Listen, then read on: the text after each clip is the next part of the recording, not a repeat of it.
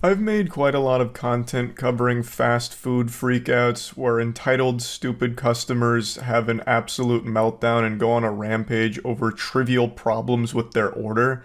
And they range from like goofy and silly to downright sad and tragic. Like the time a guy shot two Subway workers, killing one of them because they put too much mayonnaise on his sandwich. This evil, smooth-brain idiot actually took someone's life because they went a little heavy on a condiment. Jesus Christ. Mayonnaise may not be an instrument, but it was a death sentence for this worker, unfortunately. It's beyond tragic, and what's even sadder is just how common these kind of responses are in the fast food industry. That is far from the only case of someone losing their life to something super stupid like too much mayonnaise. And I know I've talked about that story in particular before and many others like it, and today I want to talk about another situation that happened a couple days ago, and this one has a whole video for it. And this video is shocking. Like, this is more shocking than the Into a Darman film. It had my eyes wider than the first time I gazed upon a bare breast. It has so much going on over something so little. So I'll quickly give you the lore here, the motivation behind what you're about to see, so you can watch this video in a pure state of bewilderment over the reaction to something so insignificant. A customer goes into a restaurant late a couple nights ago and he orders chicken and waffles as well as fish and coleslaw. He is served and even appreciates the food, he eats it, and then leaves. He comes back 45 minutes later and says he actually wanted chicken wings instead of chicken tenders, and demands that they whip him up a fresh batch of chicken wings in order to satiate his gluttony. Well, the store's 5 minutes to closing, and they say that's not really, on the table here. That's not really in the cards. We're about to close, so we can't do that. The person in charge at the restaurant even offers a refund, which is beyond generous. This guy's a fucking saint to even be offering a refund, even though he ate what he ordered and then came back to make a big hullabaloo over nothing.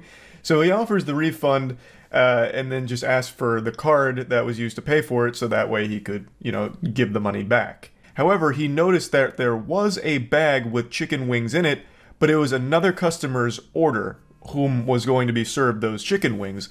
And this fucking sets him off and leads to everything you're about to see in this video. I know the story I just told you is riveting. It's like a fucking Dr. Seuss book. And it actually happened. That is the motivation from everything I've read on the story behind this huge blow up here.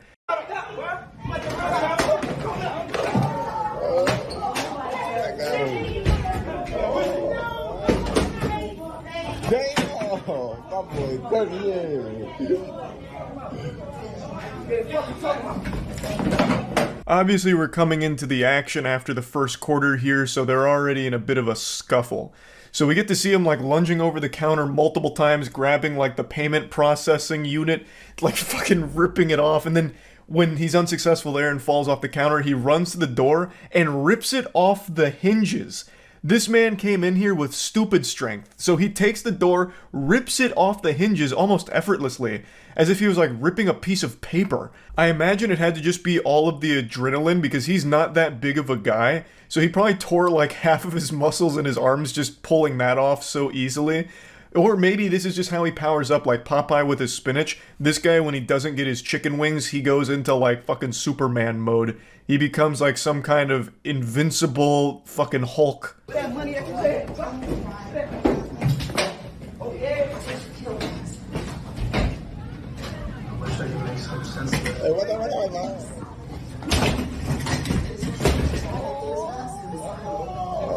Shit got real. Now the restaurant worker is fighting back. He brings out like some kind of police baton, almost. I don't exactly know what it is, but he's got the stick out now, and he's ready to get a little crazy with it. So he chases him out there and starts like whacking him with it like he's swatting a fly. The goofball customer also tries to use that door he ripped off as some kind of weapon, so he tries to like almost swing it like a baseball bat there for a second before realizing it was way too heavy for that, and also the guy hits him with the stick. And then they go to the ground, so we get into the ground and pound phase of the boss fight.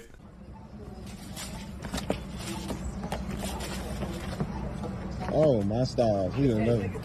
Oh, he did not do that. Oh. Oh, that's The restaurant worker won on the ground game, I believe, and then even gets to claim his prize of the douchebag's phone, so he takes it and smashes it. Much to the dismay of the camera guy, he seemed like personally offended that this fucking asshole's phone got smashed. The way he acts makes it sound like he's stunned that such a dishonorable move was pulled during such an honorable fight. He's like, oh my goodness, now you've crossed a line. Everything up until this point was all good manners and by the book, textbook Knight's Honor Code, and then you go and smash his phone. A despicable display of sportsmanship. Like, what the fuck? The dude deserved to have his phone smashed, bare minimum, at the very least. Like, that was absolutely par for the course. And that's not where this stops. There's no audio here, so I'll just go ahead and tell you what you're looking at. It is the fucking guy crashing his company tow truck into the building and then scooting away. So he zooms on out of there, peels out. Now, of course, I'm no expert here, but using the company car to commit a crime is probably a pretty fucking dumb idea. Not that he was making good decisions before then either, but that has to be one of the most identifiable things you could possibly be driving in order for people to track you down. The fucking company tow truck, of all things, and he blasts it into the side of the building here, and then gets out. He gets the fuck out. What's crazy, though, is that he still hasn't been found. Despite the company tow truck being identified, the actual person, has still, as of right now of me recording this, hasn't been arrested for it or anything. How is that possible? There's a lot of damage to the tow truck itself, and I don't think he owns the business, because if he did, I doubt he'd be using his fucking tow truck as a goddamn missile. Like, whoever owns that business should have probably noticed by now that, wow, this tow truck's pretty fucked up. Well, what happened to it? And then, dots start getting connected, like, holy shit, my employee is that absolute menace that was just on the news for crashing a tow truck into the side of a restaurant. Well, not even the side, into the front door of a restaurant. Like, I don't know how we're at this stage where this guy is still getting away with it 2 days later. The customer ripped the door off its hinges. Grabbing the door, trying to come inside the store with the door. They tussled outside the restaurant before the angry customer ran, but it wasn't over yet. He jumped in his tow truck, then he slashed the whole building with his truck. We're living in a day and age where we can get multiple angles of pretty much anything that happens out in the world, so we get a deeper look at what happens outside of the store here, as well as seeing the entire situation with the tow truck going right into the building. We've got, the Instagram angle from just boots on the ground guy who's there in person filming it on his phone, and then we have the security camera footage in order to give us the other side here, so we can catch every little detail, which is fantastic, very cinematic. And I think the coverage here is very important because it does point out exactly what I just said about the company tow truck, but it sheds more light on exactly how he's evading authorities right now, and it's very surprising. It appears there was a passenger in the truck at the time, and despite the heavy damage to the front end, the angry customer drove away. Now, the truck had a logo on it, a solid lead, right? The towing truck companies, sometimes they lend their trucks to each other. So, he says police told him that doesn't identify the driver. I mean, yeah, it doesn't have the driver's name on the side of the truck or anything. It's not like he had a flag that he was flying that said, here's who I am, or anything. But if you do a little, investigating, I feel like it should be easy, right? There'd be a paper trail of lending a fucking tow truck to another tow truck company or another person, right? There would absolutely be some kind of documentation on where this tow truck went if it was lent out. At least I would assume. Again, I'm not a fucking expert, but I can't imagine it's that difficult. That is one of the most fucking identifiable things he could have been driving.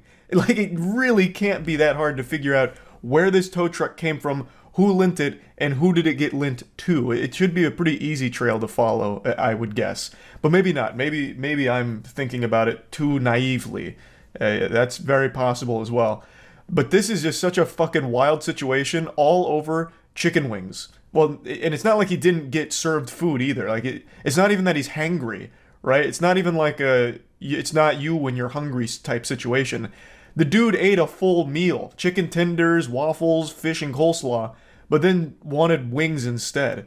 So he already had a full tummy, his belly was stuffed, but he just wanted some more, and they were like, hey man, it's about to close, how about no? And that's what set all this shit off. Fucking wildness. And what's even wilder is not too long ago we had another situation where a woman crashed her car into a Popeyes because they were missing the biscuits from her order. So she threw her life away over some missing biscuits. There's no video footage of this one that exists. However, in my head, I picture it like Gears of War 3 when Dom crashes his vehicle into like the explosive shit that destroys some of the locusts. Like she just leans her head back, like as she's about to crash into the restaurant, and she just thinks to herself, this is worth it. The biscuits are worth it. As it all just fucking explodes in front of her here at the fucking Popeyes where she's crashing her car into because of the biscuits being absent. Point is, fast food work is dangerous. All types of unhinged lunatics enter these establishments and go berserk. And this is just another case of that happening, and this one just happened to have video footage around it, so I wanted to talk about it a bit.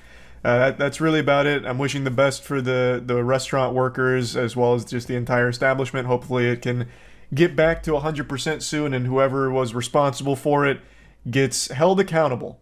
That's about it. See ya. A delusional psychopath tried swatting someone. What happens next will shock you.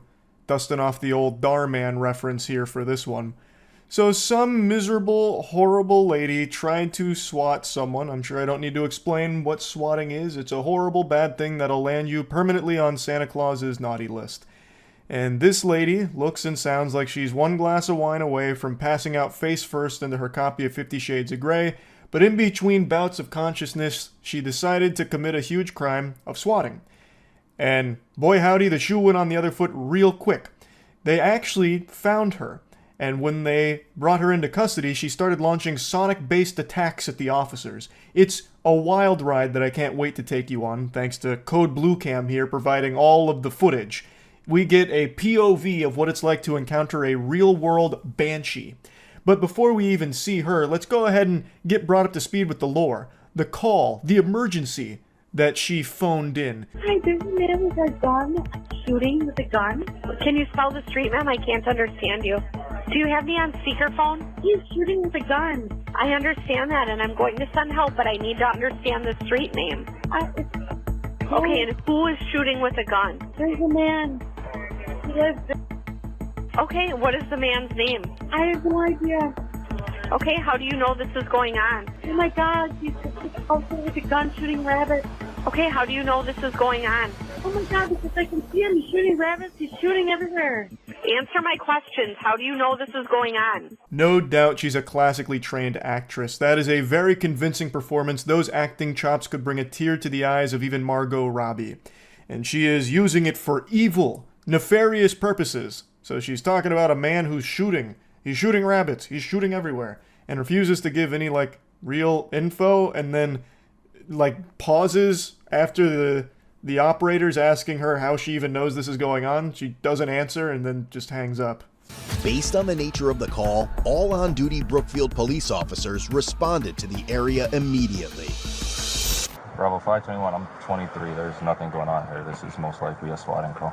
Dispatch later informed that the female caller had reached out again, stating she could see the man on her cameras and that he was still firing his weapon. They sent out the whole kit and caboodle like they were about to bring down Cobra Commander. They got there, found nothing, but then the mysterious caller reaches out again, saying the same thing, that this maniac is out there firing his weapon. There's a maniac on the loose and we gotta get him. Only the officers were there. There was no gunshots. They even searched the area for casings, found nothing. They asked the homeowner nearby, nothing. So they were pretty confident it was a swatting call. While clearing the scene, the female continued to call 911 repeatedly from an unknown number. A sergeant instructed the clerks to forward all her calls to his desk phone. She called them again and again and again, repeatedly just spitting this fraudulent fairy tale, this gobbledygook horseradish. I don't know what she was even fucking thinking at this point. She's like the Riddler, but 50 times as stupid. She's the shittler. So she's over there just spewing this shit. They are at the scene, so they know it's not real, and they just start forwarding those calls to Ace Detective Phoenix Wright's personal desk phone, and he happens to recognize her voice from previous interactions. Let that sink in for a moment. Marinate on that thought. A police officer interacts with so many people, and most of those interactions, I imagine, aren't overly positive. Do you know how annoying you have to be to have an officer remember your voice? That you were such a fucking nuisance that your voice left an imprint in their brain that even just audibly hearing you can activate a Winter Soldier moment for them where they remember your name and everything, all because you stained them with how annoying you were. When she called again, he recognized her voice from previous interactions. A quick in-house database check soon revealed her identity as 36-year-old Ashley Corbin. Is that consistent with what you say you're observing? Yeah. Okay, we have gone to the area where you have claimed this has been happening 3 times tonight. Yeah. Yep, you've seen us there? Yeah. So he got asshole Ashley on the horn here in order to corroborate these reports, saying that you've called 10 times now all about this, we've been out there and have seen nothing, and she's just like a broken record saying, yeah, yep, yes. Like, she is a malfunctioning NPC. All she can say is, yeah.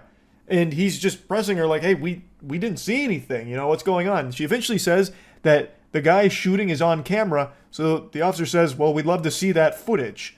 Shocker, she's got no footage to show. I would love to see the video footage if that's something that you could provide for us, because we have been unable to locate him. And I sent an officer to look at that with you. No, we want him to be stopped.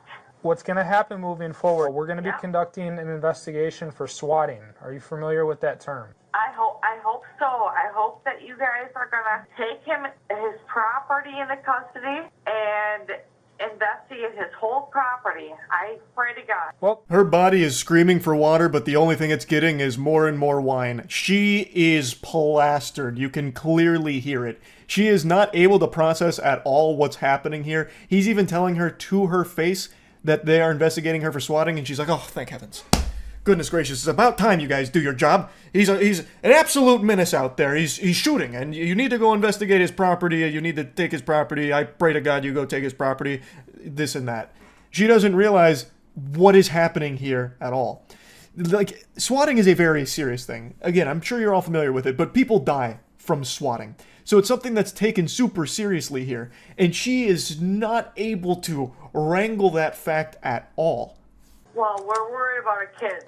Yep, you've said that a couple times, ma'am. If you were so worried about your kids, I think you'd be willing to talk to an officer about it. Are you kidding me?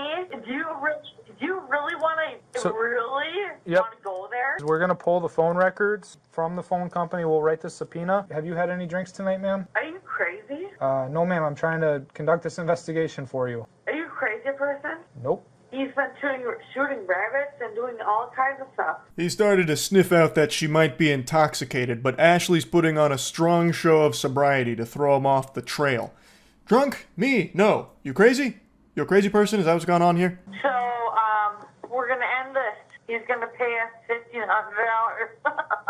Oh, that's good for you. Yeah, sure is. Her neurons started to desperately fire as the realization must have started to sink in that they're not buying her story. So she starts to panic a little bit and tries to write a conclusion to the fanfic about how they just shook hands with $1,500 and everything's hunky-dory now. No need to send any pesky officers out there to check anything out because it's all squared away now, huh? Job well done. Ashley Corbin, I remember her. That's who I think it is. I think it's Ashley.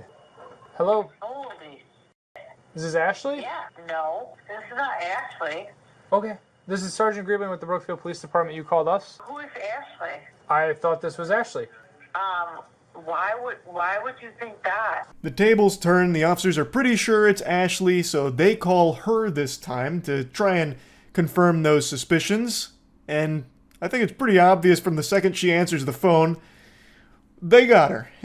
But she's trying to play it cool. Ashley? No, this is not Ashley. What makes you think it's Ashley? My name is Born. I'm actually surprised she answered this call with her normal inebriated voice instead of trying to fool them, throw a monkey wrench into their hypothesis by answering the phone with an accent or something. Top of the morning to ya!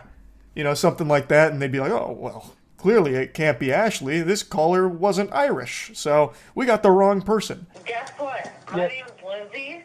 You can stop calling me Ashley. Thank you. Okay, you should probably slow down on the drinking tonight, ma'am. You Okay. The call starts to devolve into her treating this call like it's an Xbox Live lobby, so she just keeps calling him a bitch. It really gets very interesting. It's like a League of Legends chat at this point. It was also revealed that Ashley had an active felony warrant and had repeatedly called another police agency earlier that day using vulgar and profane language. Sorry. Oh. Whoa! Where's he? Come on, get a treat, Prince. Get a treat. Prince? No. Come on, let's go, bud. Come on. We get some more lore on Ashley, and the deeper it gets, the more confused I become at how someone can end up like Ashley. She was apparently calling another police agency that day as well to spew some mumbo-jumbo, and then they eventually find her outside with her dog, and then she's yanking on the dog's leash, which eventually pops the leash off of the dog, and then she has to go on the side quest to get the dog back to get it inside. It's quite a journey. I want my attorney present. Okay. Sure. Thank you. So I'm not going to talk to anybody without my attorney present. Very well. I will pass on the Brookfield, and we'll see what they say. After a lengthy mission, they do finally get the dog, and the way she's holding him, she's holding it like it's a bioweapon. I've never seen someone hold a dog like that in my fucking life. She's got the dog's wiener pointed at the officers. I think she was hoping that he'd start peeing or something as a distraction so she could make a run for it. I don't know. But she's like holding the dog almost like it's the fucking Heisman Trophy or something. Like, I don't get what she's doing, like, with that dog. I feel terrible for the dog. Honestly, the best thing that could have happened is the dog gets off the leash and finds a new owner. Because she seems remarkably fucking lost and beyond off her gourd. So, no, I'm not doing a swatting thing with a Brookfield. Are you kidding me? I wouldn't joke about that. That is a serious joke. Ken is a psycho. I don't even know who Ken is. The guy? We honestly don't know much of what's going on. We were told here to come pick you up, that you have a warrant, and Brookfield wants to talk, has criminal charges. I date a Brookfield officer, okay? Who? My man is an officer, okay? I'm not going to say because I don't want to... You just said Singleton. It's pretty clear that this woman is a pathological liar, and it only gets worse. She throws out some really heinous accusations in a bit. So right now, she's talking about how she wasn't behind the swatting. That's a very serious joke. That's not a knee slapper or a gut buster that you make gags out of. She would never do such a thing like that. And then she's talking about how she actually dates an officer. Won't name his name, but she dates an officer, and he probably wouldn't like what's happening here. He probably wouldn't like it. So her whole idea here, I think, was to try and, like, I don't know, say, like, hey, I date an officer, so I shouldn't be arrested, you know? I think that was the plan. It doesn't work, but I think that's what she was going for. You need to go? No, you're good. Well, we got plans. Can you please come out? Hey, be respectful. No, you can take it. I was trying to go to the basement. I didn't know I was going to. It's actually incredible how unlikable this woman is. A just normal person coming out of the elevator doing normal activities, and she yells at them to get out.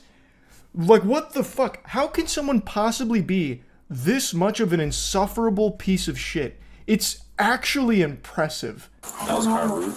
I am rude. I'm sorry. That lady did nothing to you. I'm a surgeon. What? I'm a surgeon. I am. So I'm very particular. So What does that have to do with yelling at a lady? I'm sorry. Now she's saying that she's a surgeon. She just randomly blurts out that she's a surgeon. It's like a child when they're like making up a story when playing pretend, like SpongeBob and SquarePants in that box of imagination. That's her whole brain. I'm spitting. I'm actually spitting. That's how disgusted this woman makes me. She can't stop lying for even a second, and she can't stop being a piece of shit to people around her. And like the officer's even telling her, like, that was rude. Like, this was just a person using this elevator, and now you're yelling at them. And she's like, I'm a surgeon! I'm a surgeon! I'm a surgeon! I like things to be particular. And they're like, what? What? What does that have to do with anything? I do stuff, like, very particular. Like, I do brain surgery. Okay, let's take a left. So it's very particular. So does that mean you can be an asshole to people? I don't deal with people. So it's like, I deal with digging in people's brains and digging in. I'm sorry. That's what I do. You dig in, you go and deep, deep 5, and that's it. Brain surgeon. I like how she almost tried to drop some kind of scientific terms like, well, brain surgery, you see, it's actually very complicated, and it's why I'm a little particular about things. I don't deal with people, I'm dealing with brains. You know, you have to go D5. D5. You know, knight to D5. You know, you saw it in Harry Potter when they're playing wizard's chess, like, you guys wouldn't get it. I won't bore you with the jargon that you couldn't possibly understand with your tiny, feeble minds. Just know that because I'm a brain surgeon, it gives me the right to yell at people. And it gives me the right to call police departments 20 times a night reporting false crimes because, well, it's what I like to do as a brain surgeon. You're lying, and you used me as a scapegoat under the bridge. You guys were harassing me under the bridge, and there was no cameras under there, and you guys were harassing me and me under the bridge. She also left like a big bag of beer in front of someone's door and... What's up? You guys me in the elevator. Okay. Yep. We have body cameras. And I have marks. We have body cameras, and if you want to... and so do I. If you want to file a false police report, we can go down that road. You're lying! Her next series of lies isn't nearly as humorous as her brain surgeon storyline, where, you know, she received a lobotomy, thus she thinks she's a brain surgeon now or whatever. This one, she starts to try and spin a false rape accusation about how they were raping her on the elevator and under a bridge. And what they did to me, how they raped me. Nobody's gonna... We were sitting in the exit the car. Yep, and how they raped me. Neely, let's go. Yep, how he raped me and how this guy raped me. And this guy raped me. What is your name? Stop! I'm talking too loud, you raped me! I'm talking too loud, you raped me! Ashley. You raped me! He raped me! He raped me! He did! This guy! This guy raped me! She now embarks on the Screaming Gambit. This is a pretty advanced maneuver you don't see executed super often, never to any degree of success, where the person just then starts screeching and squealing. And it's what she does for the rest of the video. So she's still screaming that they raped her when there is body cam footage to prove that did not happen. That is a blatant lie. All she does is endlessly lie. It's craziness. And that is a awful thing to be lying about. And she's screaming it, and I think the idea was to try and like incite anger, to have like maybe people come in and like, I don't know, push over the officers to save her or something. I don't know what she's even trying to do with that accusation when there's clearly evidence that proves contrary. I think it's to try and like get out of the arrest. I don't really know, but it is unhinged lunacy. Ashley, turn back around. Ashley, get back on the bench. Ashley, you need to sit on the bench right now. When she eventually does get to the station, she lets out her best Joker laugh that she can muster. And to her credit, it's a pretty maniacal, cartoonishly evil laugh that she pulled off. It's pretty impressive. Stand up. Ow! Now you broke my arm! Sit. Now you broke my arm! Ashley, you need to sit down. You broke my arm! Ow! You got your keys. Ashley, you need to sit up.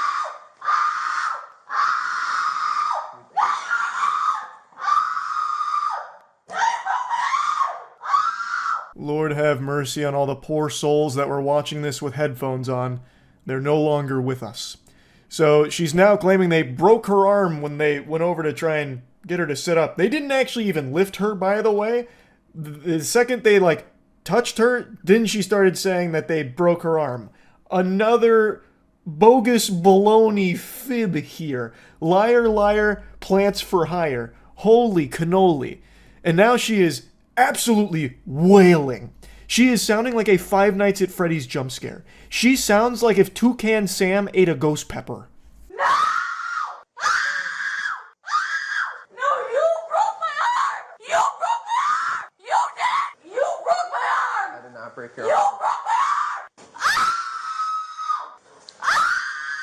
Why are you hurting me? If you sit forward, I won't touch you. Touch me! Do you have an NCIC for swatting? Oh God. Swatting. You guys are so fucking stupid. What? Swatting. Ow! Ashley, you need to sit up. She goes on and on and on and on and on. It sounds like the screaming goat meme. So that's kind of where that concludes, but she did receive some charges for it, but really got let off super easy. She, I think, only spent like 6 months in jail for blatant swatting, and she should be counting her lucky stars that they didn't try and pursue some kind of false rape accusation charges as well. I don't know if that's something they even could do, but I'm surprised they didn't try.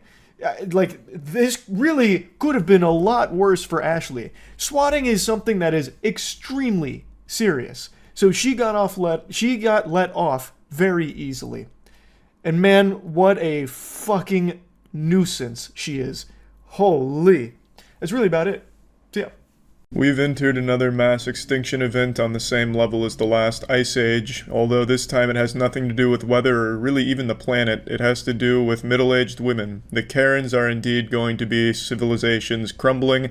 At least that's what I firmly believe.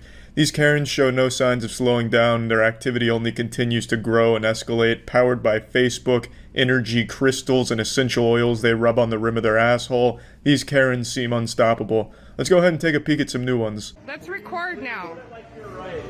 Please leave the fucking store. Oh, really? Wow.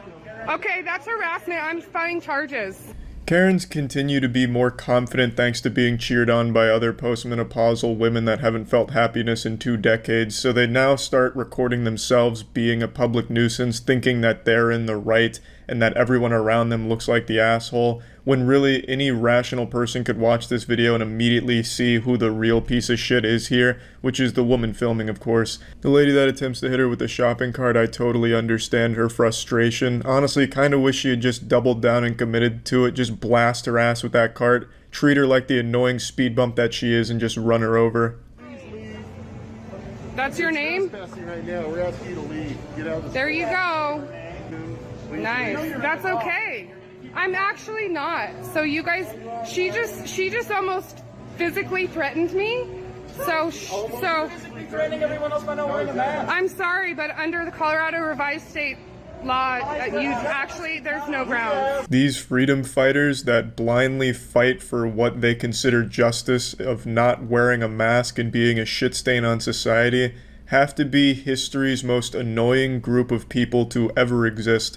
They are by all definitions an evolutionary disaster. Instead of advancing, these people are constantly going backwards, willingly, knowingly, devolving. These kind of people can't even accidentally almost get something right. I spent like an hour and a half going through the Colorado revised state laws and statutes to see if maybe this diarrhea driveling idiot had some kind of point that was almost accurate, but she's just outright wrong. Unsurprisingly, there is nothing in Colorado's revised laws and statutes that overturn a private business's right to kick out any customer that doesn't follow the business's policy. It is still the business's fucking right to kick out any customer that doesn't follow the fucking policy the business has put in place. Now, maybe I missed something. That's entirely possible. There was a lot of shit I had to go through, a lot of goofy fucking laws that I caught myself up on in Colorado.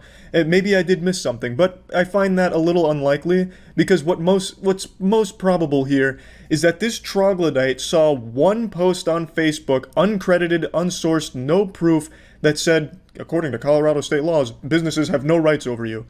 And she just believed it at face value, did no research. That's probably what this is. Because I didn't see anything, and I went through the shit, and I guarantee she hasn't done any research on anything in her entire fucking life. These people are actual zombies, incapable of doing any amount of even the bare minimum work to think for themselves. They can't even fucking come up with their own original thoughts anymore. This lady is just a drone. She is an actual Facebook drone. No. We are denying you service. You can't deny me service. You can't trespass. That's okay, because I'm going to show the cops the law. We're a private It doesn't business. matter. You gotta leave. Nope, sorry, it doesn't matter. Oh, you're gonna show the cops the law, huh? You're going to educate the police officers with your fucking dance therapy degree and something you pull up on Facebook? I'm sure they're gonna love that. I'm sure that's just what the cops want after their millionth call to deal with these Karen pests. I'm sure that they're gonna like that. I'll just wait for the cops to get here. Why don't you wait for him outside? Ron. I'm not. I'm gonna wait right here where I almost got hit by a cart from a lady. Almost got hit by a cart. I did. She rammed her cart into me, and I have a witness. She's not wrong here. I also witnessed it. There was almost justice. That vigilante with the shopping cart, the modern day Batwoman, trying to save the store from Karen's wrath. You can't. That's We're okay. asking you to leave. Threatening the store. Sorry, you can leave. No, you can get leave. out of my Work face. here. Get out of my face. Ron at Molly's Liquors in Lakeside. I appreciate the shout out, Karen. Ron, if I'm ever in the area, I'm absolutely buying liquor from that fine ass, baby. That's what I like to see. I like to see employees standing up against this kind of childish garbage. Every employee at this store really takes it to this woman and just begs her to get the fuck out because they don't like her, they don't like what she's doing, and that's what I like to see. I like to see people standing up to this kind of garbage. So, Ron, you got yourself a customer if I'm ever in the area. You're gonna be under a lot. Nope, not leaving. Not gonna let you harass me like this. It's not a law. It's not a law. Out of the store. Not a law. I don't care. It's not a law. The law says I can deny you cigarettes. It's not a. No, the law. Do you? Okay. We're not selling you What nothing law today. went through the legislature to pass that you can't do We're that? not selling you anything today. I think her voice is extremely fitting for the entire community of people that are brainwashed zombies like this. She sounds like a parrot, and she's just mimicking what she's heard on Facebook, that it needs to be a law in order for it to be effective, which it doesn't. Since it's a private business, they have their own policy that they can enforce. And to everything I read in Colorado state revised statutes and laws, hasn't changed. So you're still kind of fucked here, Karen. Oh, good. Because I'm going to show him the law. I'm going to show him the law. I'm a private business. I can expel you if I want to. Actually, you can't under the Colorado revised I state law. absolutely can. You absolutely cannot. Well, let's find out. All right, let's do. A woman tried to ram her cart into me, and I have it on video. And you're going to become under fire, son. You're like, good luck. Good luck. So I'm pretty sure this is the store owner right here, and he fucking hates this lady. During her little sob story about how she almost got her foot lightly grazed by a shopping cart, I half expected this guy to just laugh at her, or maybe inquire a bit further like, ma'am, that's terrible, that's awful. Can you point her out for me so I can get this taken care of and handle it? It's her over there? Okay, thank you. Hey, that lady over there. All of her liquor is free. It's all on me. It's on the house. Thank you today, ma'am. I'm not leaving until the cops get here. Good. Need to leave.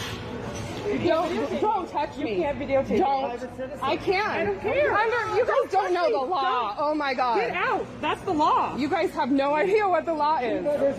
Leave. Nazis.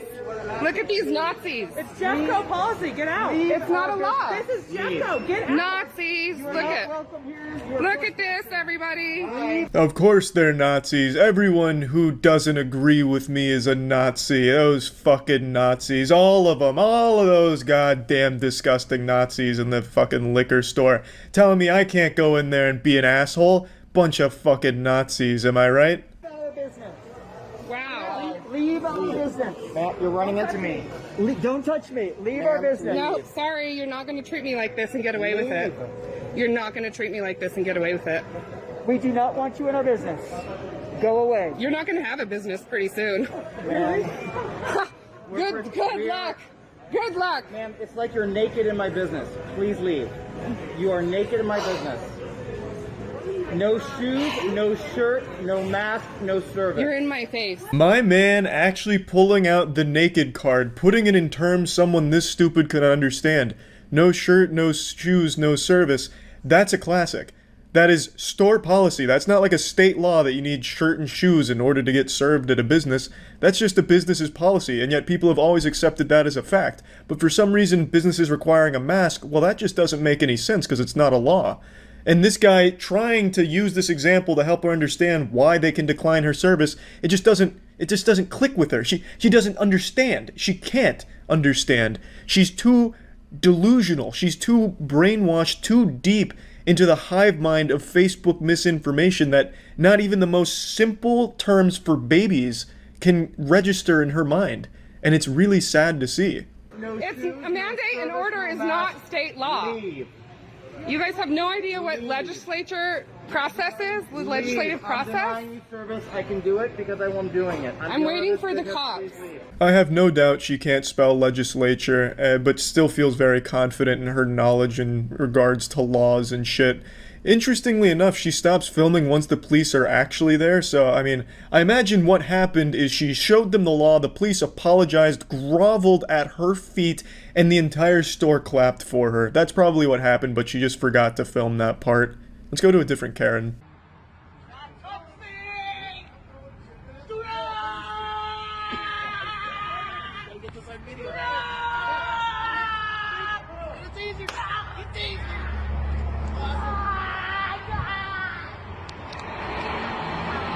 Yeah, this one's just a classic. This isn't even like a recent Karen Freakout, this is just one that I really like. This woman comes at him with the powers of the dark side, going for like a force choke, going for like force lightning on him, and the police officer's fucking terrified, like backing up, damn near pissing his pants, and then brings out his taser.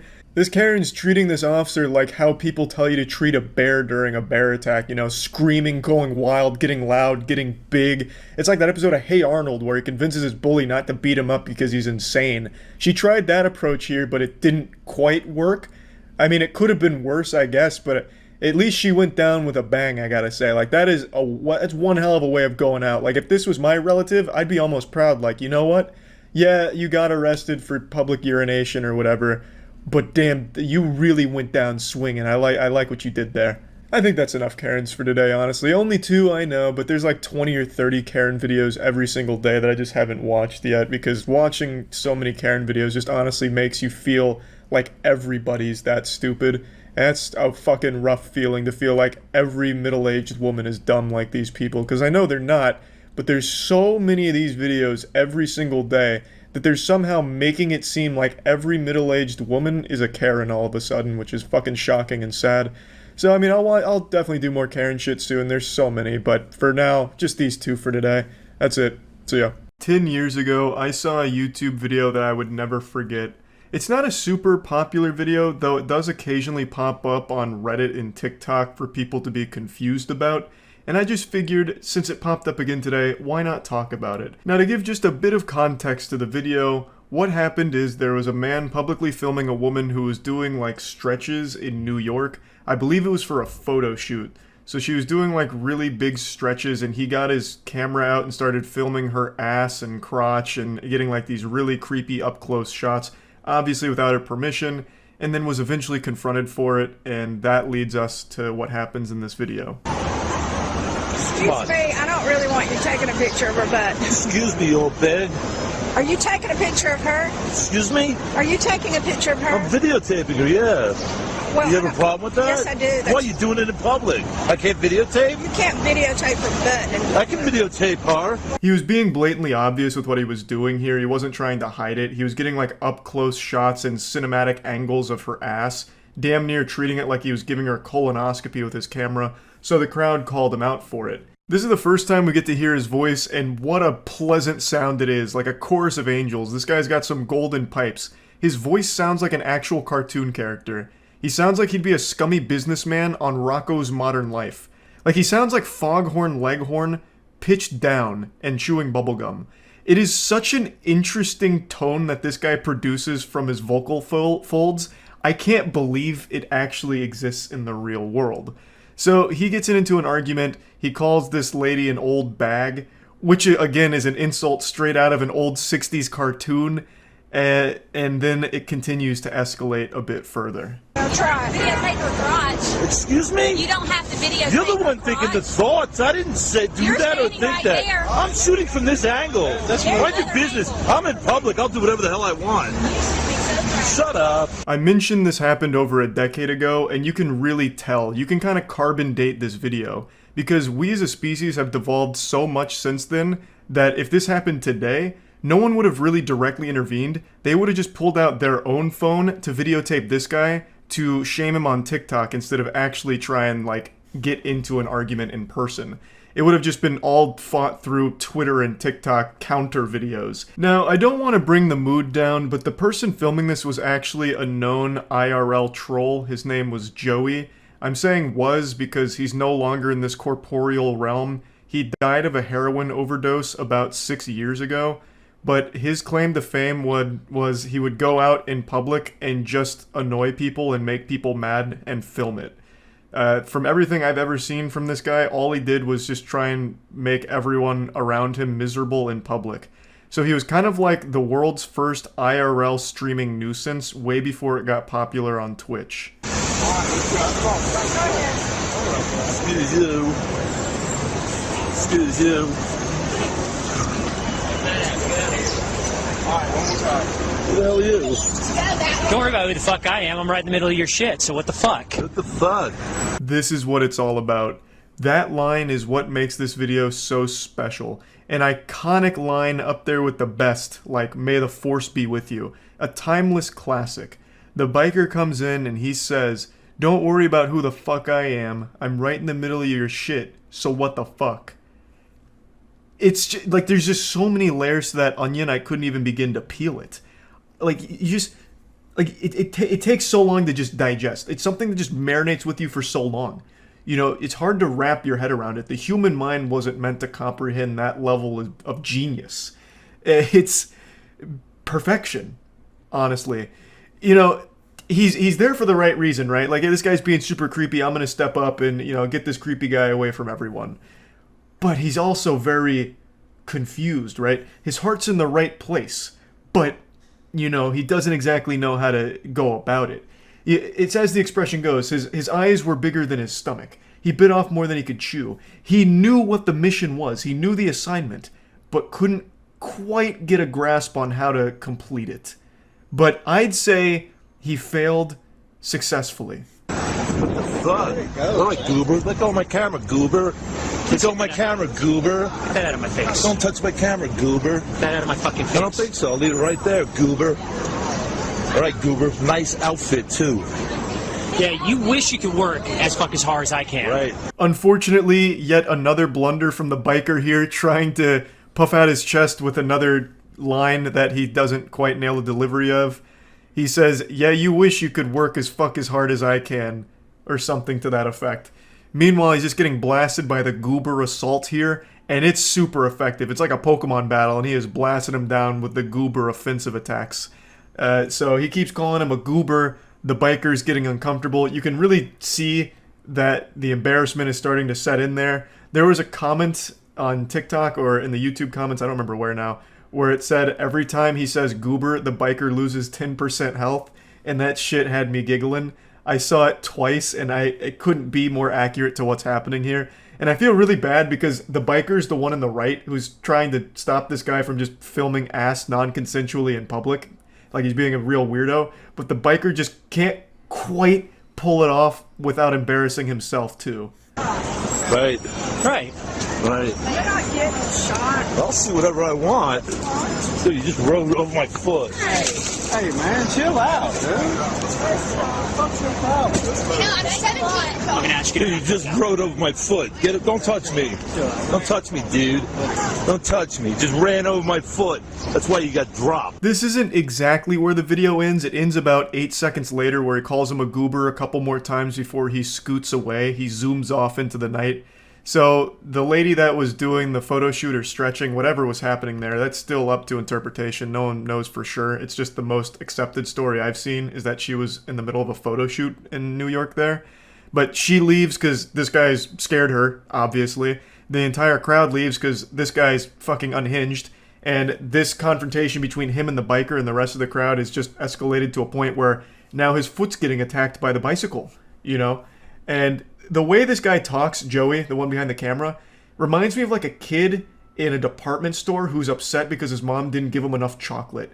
Like the way he says his words reminds me of a temper tantruming kid. But god damn it, I'll have to admit, this guy knows his way around insults. The way that he just uses goober, it's masterful. He's truly perfected the art of calling someone a goober. The way that he's able to enunciate it, as well as his really goofy sounding voice, it's the perfect compliment to the word goober. Every time he says it, I smile a little bit. It's like, oh, that's so silly. Why would he say that? But the biker's clearly not finding it silly, nor is anyone around him. But it's just something so unique about this whole interaction here. So yeah, I just wanted to briefly talk about this video since it's one that I've known for a long time and I feel like maybe a lot of you have never seen it before, so I really wanted to open your eyes to it at least. Also, maybe now you've seen how effective the word goober can be in an argument. You know, next time you're at a bar and you get into a bit of a verbal confrontation with someone, maybe slip in the word goober and see if you can break it up a little bit, you know, you start shattering their spirit. And also, don't do heroin. Heroin's not good for you. So just a little quick PSA there, don't do that. And yeah, that's really about it. So yeah. Another day, another whiny entitled loser having a meltdown and freak out in a fast food drive-thru. This time the temper tantrum is caused because he was declined a pup cup. I'm gonna have to ask you to leave, please. I'm doing a video. I'm gonna need you to leave, sir.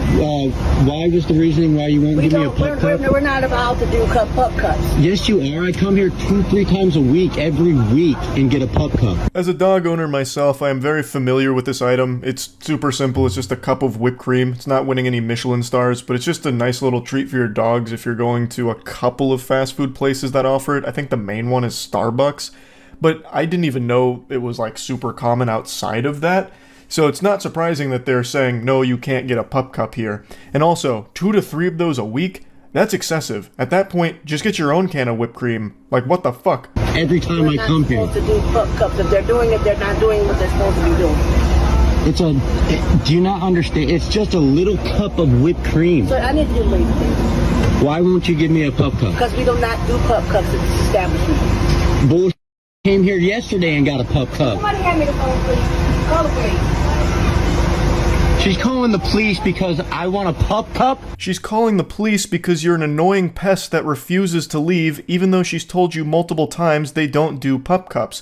Now, if you've received some of those sacred treasures here, that wonderful cuisine in the past, it means you got lucky, and the workers probably just didn't want to deal with you because you're a headache and decided to just oblige and give you those pup cups, but it's not something this establishment normally does, and she's telling you that. You're also making a problem for the workers that were nice enough to you to give you those pup cups by snitching on them here.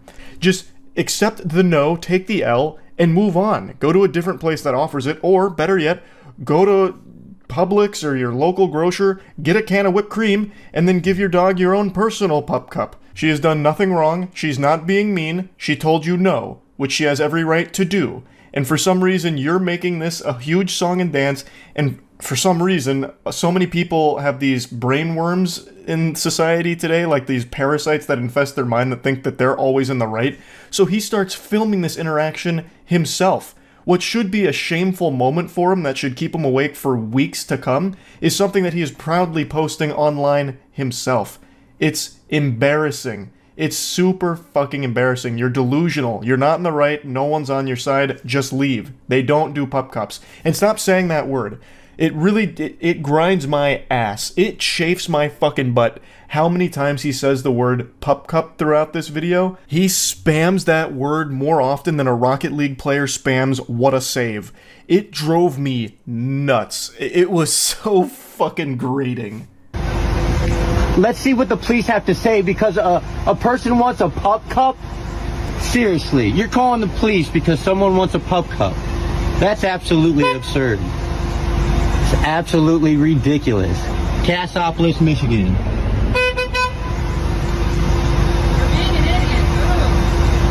I'm not entirely sure who shouted for being an idiot. My guess is it's one of the customers behind him since he's clearly congesting the drive-thru here and putting it to an absolute halt, grinding it to a standstill. So I'm guessing they were getting mad and started shouting at him, just throwing tomatoes at this clown here. Just boo, boo, you stink, please stop, you're being an idiot. That's my guess. But it also could have been one of the workers from inside saying that because he's now making everyone's day much more miserable there. He just doesn't seem to grasp that it has nothing to do with the pup cup, it has to do with his refusal to leave after being told no. No. That's absolutely ridiculous.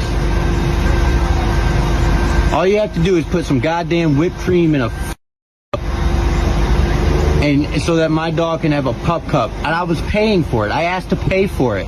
So fucking what? They still said no. It doesn't matter how easy it is, they don't do that here. Your dog's not gonna die from lack of pup cup. It's not like that's the only sustenance keeping it alive. It's not just going to fucking explode if it doesn't get, like, the sugar from the whipped cream. It'll be fine. Go make your own pup cup at home and get the fuck out of the drive-thru and stop making everyone's day more miserable and worse by your presence. You absolute worm. You McDonald's people need to start, like, come on now. It's a freaking pup cup. Arrogant McDonald's manager right there. Right there. Cassopolis, Michigan. I'm going to corporate with this. McDonald's doesn't support dogs, but you want me to round up to support the freaking kids every time I come here? What the hell is even that? What are you saying? This man's gone loopy from how upset he is at getting told no. He's just not making any sense. It's just a bunch of mumbo-jumbo gobbledygook here. No, this isn't even a coherent rant anymore that he's yelling about. Just flapping his gums over nothing. What do you mean you're going to send this to corporate? What do you think they're going to do about it? What do you think their response is going to be? Excuse me, McDonald's CEO, Ronald, sir. Look at what just came across my desk. Take a peek here. It seems one of our restaurants in Cassopolis, Michigan did not serve a customer a pup cup despite being asked to. Shut it down. Get the Hamburglar on the line right now. We gotta take that establishment offline ASAP. Track down the customer and give him a lifetime supply of pup cups ASAP to make this right. Like, this isn't even something they offer. What is corporate gonna do, you fucking goofball? It's a little bit of whipped cream in a cup, and I'm paying for it. It's a pup cup. Quit being so stubborn. Just give me a freaking pup cup. This could all be averted with a little bit of whipped cream in a cup for my dog. Why don't you stop being so stubborn? This could all be averted if you weren't just such a whiny little baby man. Just take the no and leave. Scram! Get out of town. Oh my goodness. This is why America's going to people like you. We don't do pup cups. I come here 2-3 times a week and get a pup cup. Tell me I can't get a pup cup. Ah, yes. This is what's wrong with America. This is the reason why America's going to shit. They'll no longer serve a good red-blooded American patriot like this man a pup cup that he was trying to pay for. What happened to us? We used to be a proper country. Wait till you lose your job when I send this to corporate. I'm waiting till the police get here. Not much, man. It really didn't need to escalate like this, but You're right, it definitely did not need to escalate like this. But you're a little bitch who couldn't just take no for an answer. So it did escalate like this. And what do you mean, wait till they lose their job? They've done nothing wrong. They've done absolutely nothing wrong whatsoever. No one's losing their job here. And she's sitting there making a big deal saying, we don't do pup cups, you need to leave. I want you to leave. I'm like, hold on, I'm going to pull up my phone. I'm like, you guys are really refusing to give me a pup cup for 35 cents? That, you know, it shouldn't be escalating. She's like, I'm calling the cops if you don't leave. I said, go ahead and call the cops because I want to document this because they're calling the cops on a customer, a paying customer that comes here regularly. You're not entitled to a goddamn pup cup, and also you're boring the officer to death by taking him on a trip to Yappersville because you won't shut the fuck up about this. You're not in the right here, and the officer is not on your side. And in fact, it ends with him getting trespassed and banned for this. Like, I don't know what outcome you could have possibly expected here. We're just out here to keep the peace. That's what I want. You said you were screaming at him and yelling at him and videotaping and... I wasn't screaming or yelling. Arrogant McDonald's manager right there. Just give me a freaking pup cup. He tries to claim he wasn't yelling at them, and then whoever uploaded this video, I found it through Reddit, I don't think this is the original upload, whoever uploaded this easily showcased multiple instances of him yelling. Plus, he filmed all of this himself. He can easily just be disproven with his own video that he has. It's ridiculous to try and claim that he wasn't yelling. He's good with me. Okay, man, you're banned. Find another place. That's cool. I don't know if I won't come back here. I appreciate that. I don't want to. Now he'll go terrorize another McDonald's by demanding a pup cup, and the cycle will continue. Just making a huge commotion because he refuses to take no for an answer and also refuses to just get his own can of whipped cream. You don't need to be getting pup cups 2 to 3 times a week for your dog. That's way too much, I would say. But anyway, just wanted to talk about this a little bit because, once again, another example of someone filming their own most embarrassing moment, and all the time it seems to happen at fast food establishments where people are delusional enough to think they're in the right despite throwing a temper tantrum over nothing. Just this entitlement plague that's sweeping the nation, I guess. That's really about it. So yeah. Over the years, I've made fun of a lot of YouTube pranksters, but the truth is, they're risking a lot to make cringe. They really are putting their life on the line for the worst content on the site. There's already been like 5 or 6 major cases where YouTube pranksters have gotten themselves shot and killed. So it's like they're soldiers, but the only thing they fight for is clout. So I'm being genuine when I say that the bravery and commitment to put a smile on the face of absolutely nobody is admirable. And let me tell you, one thing I've learned about the YouTube prankster douchebags is no price is too high for them in the pursuit of attention, because they use mommy and daddy's credit card to buy everything for them for their content, all the gear they need. But one thing that's always sanded my ass is the fact that the pranksters themselves always seem extremely sensitive. So when they're doing their dog shit pranks and someone responds aggressively to it, they immediately fall back onto, it's just a prank, bro. You know, we're just goofing, why are you getting all mad, you're overreacting, that kind of shit. They literally become a Pokemon and the only thing they can say is, it's just a prank, bro. And then they start to, like, try and shame the person for being upset, even though some of the pranks are just downright crimes, like the fake stabbing prank where they go up to someone with a knife and pretend they're about to kill them, literally murder them, and then when the person gets like panicked or fights back, they're like, what are you doing? We're just kidding, it's just a joke, what are you, oh my, this is so, you fucking goofball, we were just making a good TikTok video. It's just so embarrassing. Then watching the prankster try and play the victim here, they get offended that someone got upset at their prank. So today there's a video that's going viral from a prankster where he was doing some stupid shit on the beach. It's ultimately harmless, it's just not entertaining, like it's just a lame prank, but someone did respond negatively to it and ended up snatching the mic out of his hand and throwing it into the ocean.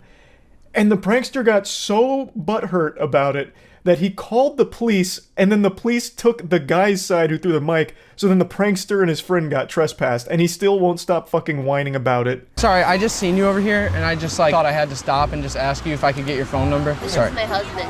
Oh, I'm sorry, bro. I didn't realize you were your husband. I thought you were like your gay best friend or something. I'm sorry. You're good, buddy. Yeah. You guys have a good day. I'm sorry.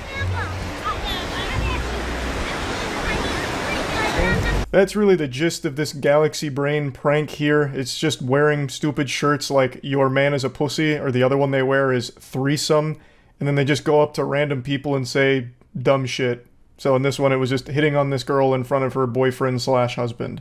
I just seen you over here and I thought you were beautiful, and I was just wondering if I could have your phone number. You want to get smacked right now? Wait, are you with her? You want to get smacked up right now? Bro, no. Back the f*** up on you, smack the f*** out of you. Why? You think I'm around? Come here. Smack. I didn't know, I'm sorry. You think this is funny for TikTok or something? Yeah, can we just shake on it? I'm sorry. So they just do a whole tour of the beach saying lame shit to a bunch of different people, trick-or-treating with cringe. A couple people fake a giggle and then just shoo them away like some kind of stray animal.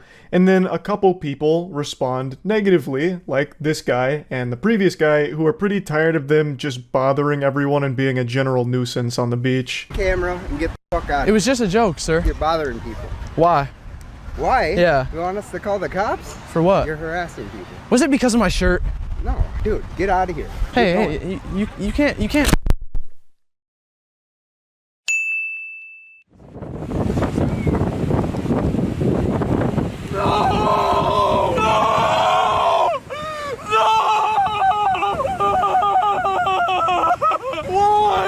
His initial reaction here is a very sad self-defense coping mechanism. I know that's some armchair psychologist analysis of this situation, but god damn it, it's super clear. He is upset that his mic just got thrown in the ocean. That shit is expensive. And his first response is to try and sarcastically throw a temper tantrum so that way the guy knows it's not bothering him. That's why he's super over the top with that, like, sophomore year of high school drama club thespian kind of shit, you know, screaming, which is even more embarrassing because, again, it's in public. There's a lot of people looking at him now. It's just so shameless. But anyway, A lot of brain rot takes came from this where people are saying, well, actually, the prankster's in the right. What just happened there was assault and battery. You can't just snatch something out of someone's hands and throw it away. That guy should have been arrested. Getting so upset over words that you'll assault somebody, it's sickening. And I've just got to tell you, that is some pussy shit. I'm going to hit you with the cold water. That is some bubble-blowing double baby Weenie Hut Jr. nonsense there.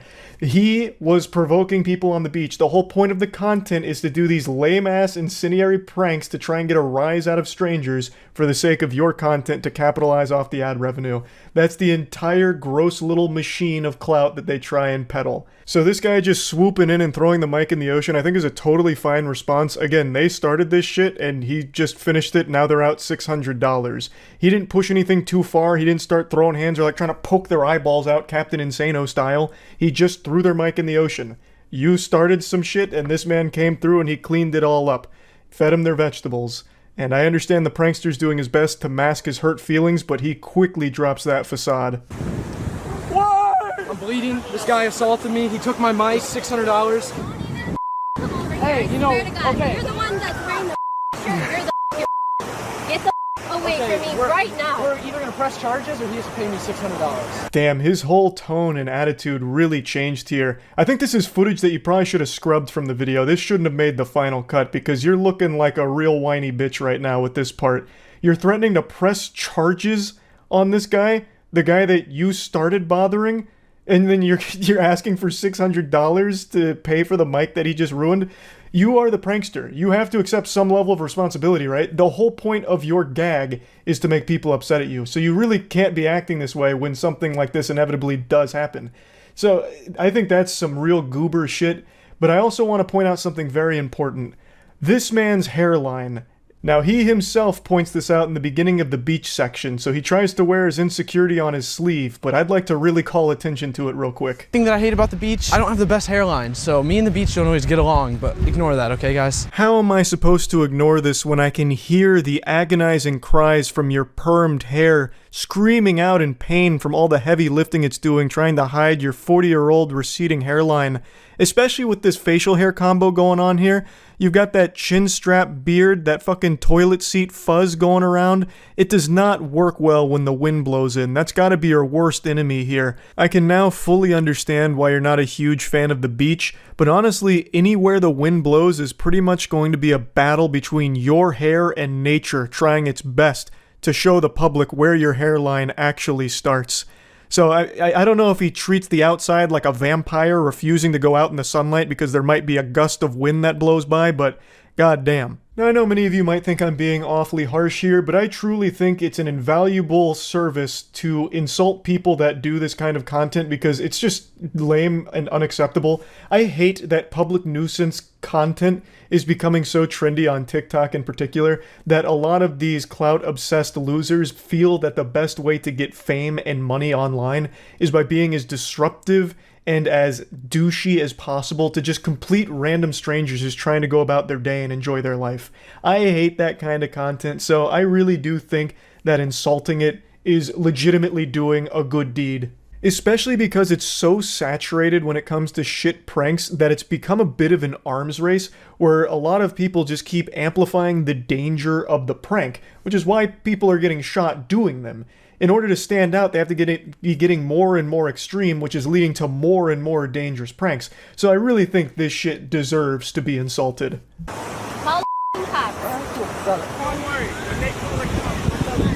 I was just out here filming a video and a man assaulted me and he ripped the microphone off my camera and threw it into the ocean. You are more or less provoking somebody to make a move and then you can report it, correct? Actual fucking Giga Chad beach officer here. Fucking Paul Blart rolls up and he's just like immediately calling him out on his shit. He's like, I know what this is. You're provoking people to get a rise so you can record it for your TikTok, right?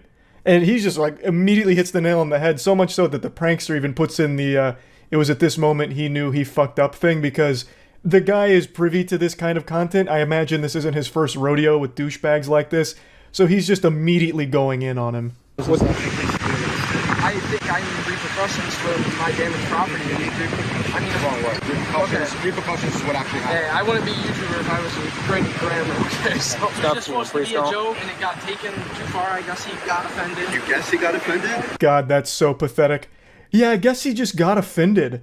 which is why I called the cops like a little hall monitor. Yeah, you lost a $600 mic and it's your own fault, so take it on a chin like a man and move on. And this isn't your first rodeo with the law enforcement either. I've looked at a lot of the content. This is actually all him and his friends do. They go to places, they get trespassed, or they just straight up get arrested. In one of the videos, they got wrestled down by mall security and like roughed up. So his whole thing is just being a public nuisance and having situations like this, but still has the chutzpah to pretend to be a victim and is actually the one who called the cops. That is beyond embarrassing. What happens if he's having a bad day? It doesn't mean you go out and just assault people. You're both being trespassed from this park. Have you ever been trespassed before? Yes. Shocking. I'm banned from every Walmart in the world. Is everyone getting trespassed or just us? Just the two of you. You can hear the pride in his voice when he mentions they've been banned from every Walmart. They have been banned from multiple places, and they're so proud of that.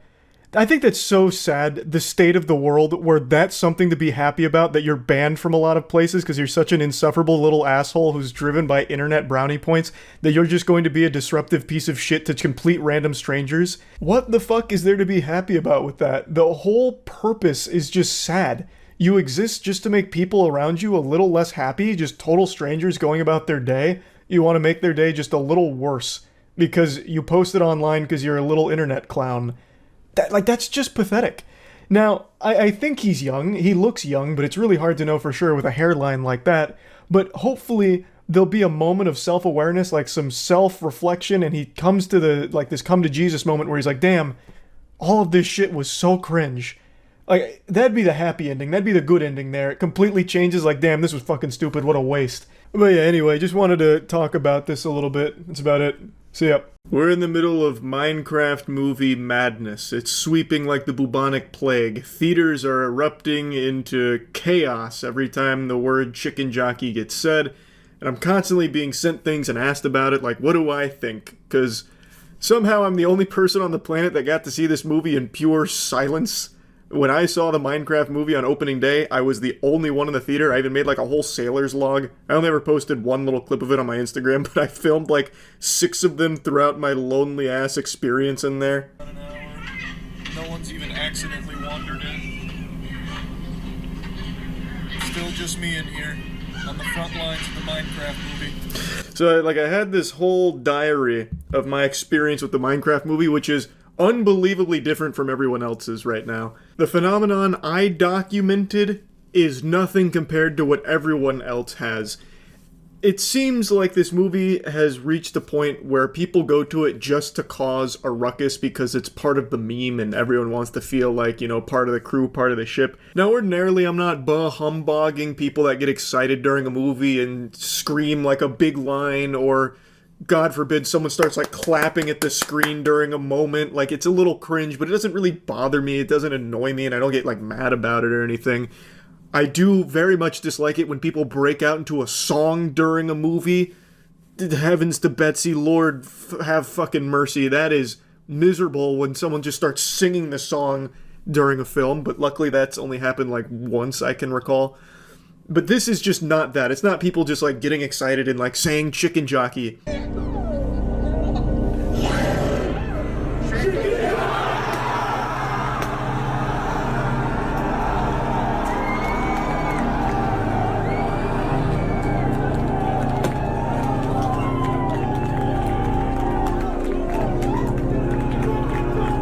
I'm sure you've all been seeing the clips, and I'm tardy to the party here because I was just gonna not bother talking about it because I sound like such a Scrooge here because I fucking hate it. Like, bringing the live chicken in, going ballistic, throwing popcorn, confetti. There was one where people were puking on the floor, throwing soda. Another one where they body slammed one of the employees. Cops getting called because of this kind of shit from just like fighting in the theater because of chicken jockey. I hate all of it. It's the perfect storm of things I can't stand all coming together and bubbling over in this foul fucking cauldron at Minecraft movie showings multiple times per week. It's like if James Corden announced he was doing a comedy tour across Tampa. Like, I hate it. It would make me mad every time I heard about him doing a show. I've insulted countless pranksters whose prank involves just causing a mess for employees to clean up and just treating everyone around them like NPCs for their content. This is that phenomenon, but amplified with everyone being the prankster. Everyone going to the theater to ironically scream and shout at every flint and steel and chicken jockey moment, and then throwing popcorn in this huge crescendo of pandemonium and making just this ridiculous headache for all of the employees at the theater to have to clean up their fucking mess so that way they could get a couple updoots on TikTok. It'd be a totally different story if this was just genuine or organic, where people were just so blown away by this masterpiece of a movie they couldn't help themselves and they erupt into cheers and applause, and maybe it gets a little messy as it continues to escalate.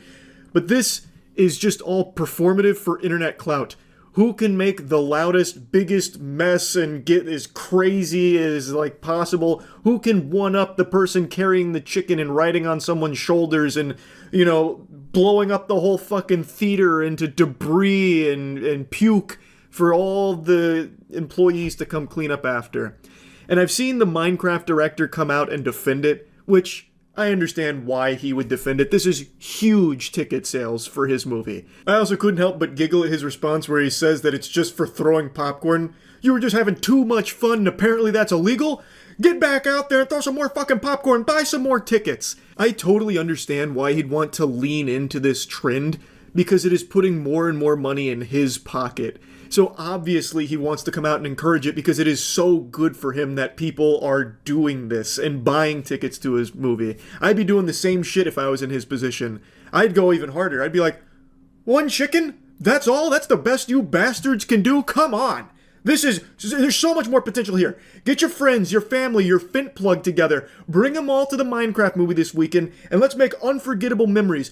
A block-bustin', nut-bustin' extravaganza. Bring in more chickens. Bring in the fucking cold corpse of Jimmy Hoffa. We are going to make this even bigger with Chicken Jockey. We have to show up for Chicken Jockey. I'd be trying to snowball it even harder. I'd turn it into a hashtag, you know, like hashtag Minecraft Movie Challenge or something, because he's making millions of dollars from this, no doubt. So he's clearly not going to come out and just shake his finger at it like, no, this is naughty. You guys shouldn't do this in my movie. Because why would he? He's able to just sit back, have people just ironically buy tons and tons of tickets for it, and it's great for him. But as someone who has no financial gain from the Minecraft movie, and someone who just watched it, I would hate to have been someone in one of these auditoriums where people were just constantly shouting throughout the whole film, every fucking line, which apparently has happened a lot, and then going ballistic for Chicken Jockey, where it becomes destructive, throwing popcorn and soda all over the place. That sucks. That is horrible.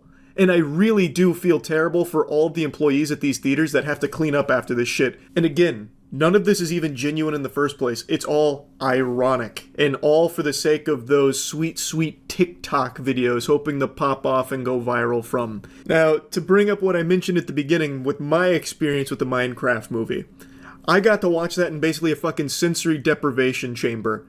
It was just me, nobody else. And I didn't realize at the time how lucky I was for that, because if I had to be in one of those theaters when someone was popping off with the Chicken Jockey scene and throwing soda all over the place and spitting and shitting and farting and fucking and whatever, I would have been so mad. Like, that would have been a complete nightmare. So I am very thankful that for some reason nobody went to Minecraft movie opening day and I got to see it in peace. And that movie is ass. It is not a good movie. The reason this is popping off so much is because it's not a good movie and it's all ironic. Which brings me to something I've mentioned before.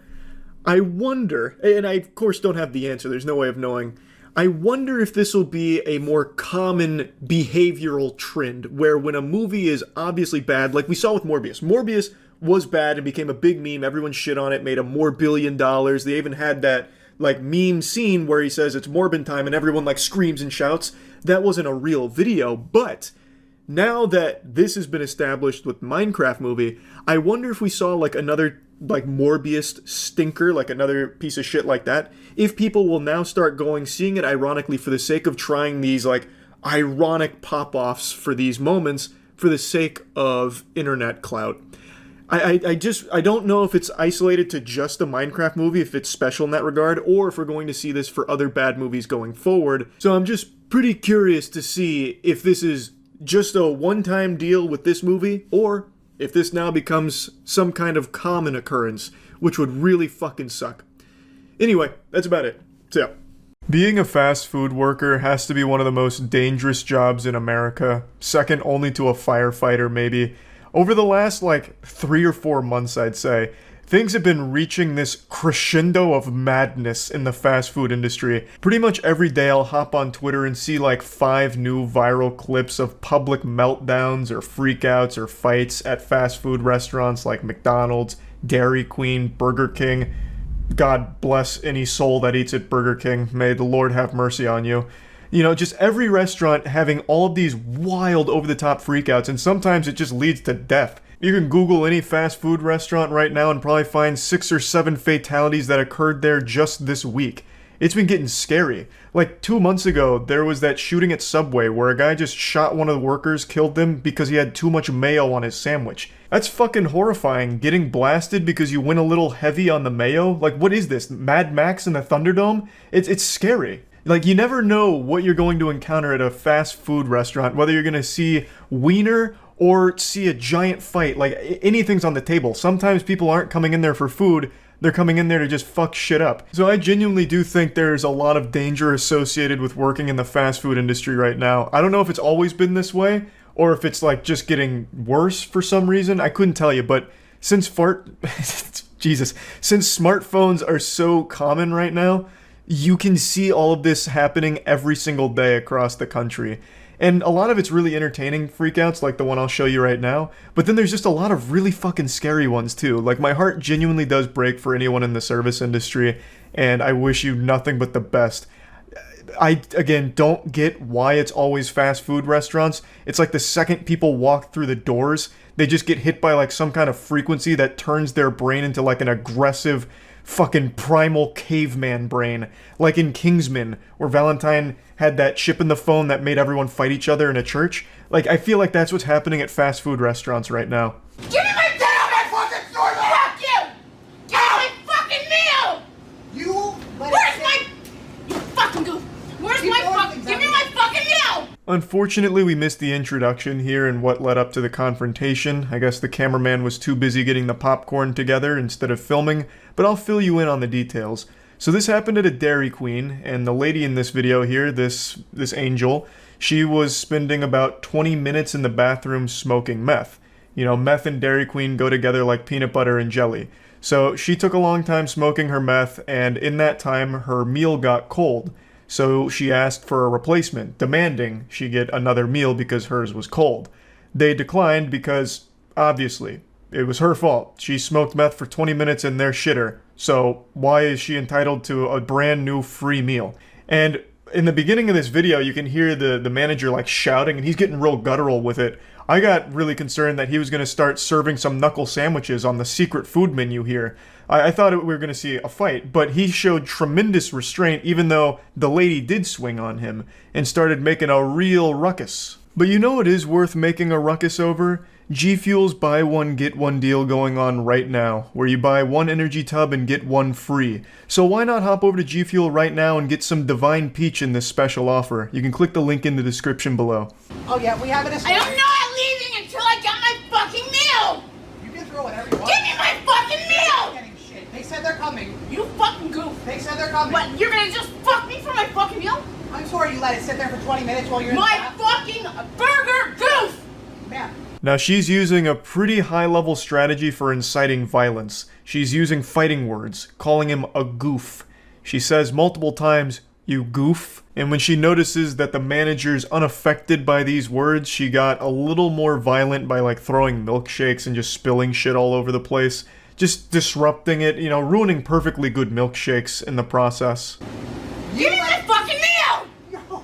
What do you mean no? Because you let it sit there for 20 minutes. That's not our fault. That's not our fault you let it sit. You are a fucking goof. I can fucking... I hope you know what the police... Yeah, the police are on their way. I don't really give a fuck. They will. You are a fucking... You want to be a tough guy? You're a stud cunt. Now, I'll be the first to admit I didn't know Dairy Queen served full cakes, but there is a really pretty cake sitting on the counter right there that became the victim of this lady's wrath. She banished it to the shadow realm. It was such an outstanding looking dessert, you know, a beautiful cake, probably for some child's birthday party or maybe to celebrate them getting a new badge in the Boy Scouts, and this lady just fucking ruins it. Now, the manager informs her that the police are on the way, which I personally think was a strategic blunder. You know, that's like the ace in the hole. That's something you should keep to yourself, like keep that up your sleeve. You know, keep her there, because now that he's informed her of it, now she makes, quick work of getting out of there. From what I understand, though, when the police do get called by a restaurant, they usually show up like an hour later. They don't take it super seriously. At least in most of the reports I was reading about these kind of situations. They're not super prompt in showing up, and when they do get there, it's already resolved itself and they don't do much for it. So it's usually just something like, if you're gonna call them, maybe let it be a surprise for the person you're calling him on, so that way they might still stick around for an hour. Like, I bet if he didn't tell her, she would have stuck around for another hour smoking meth, maybe like throwing napkins next once she ran out of milkshakes to destroy. He could have kept stalling her, at the very least, and then she'd face some kind of repercussions for this, but the video ends with her just leaving. I did! They heard you yelling! Such a fucking loser! They heard you yelling! They said they're selling somebody immediately! You heard that one too, you fucking repeato! I'm sorry that you went and smoked meth in the bathroom for 20 minutes. Leave our store and never come back. A lot of things can be said about this woman, not all of them positive, but I will give her one compliment. She is the queen of uncommon insults. Like, this is shit I would have never expected to hear during a heated argument. She calls him a goof, a loon, which, as I understand it, is like calling him crazy, which is a weird thing to be saying. Like, he's just kind of standing there doing his job. I don't know what he's done that's like crazy. And then she also calls him repeato, because he said the same thing twice.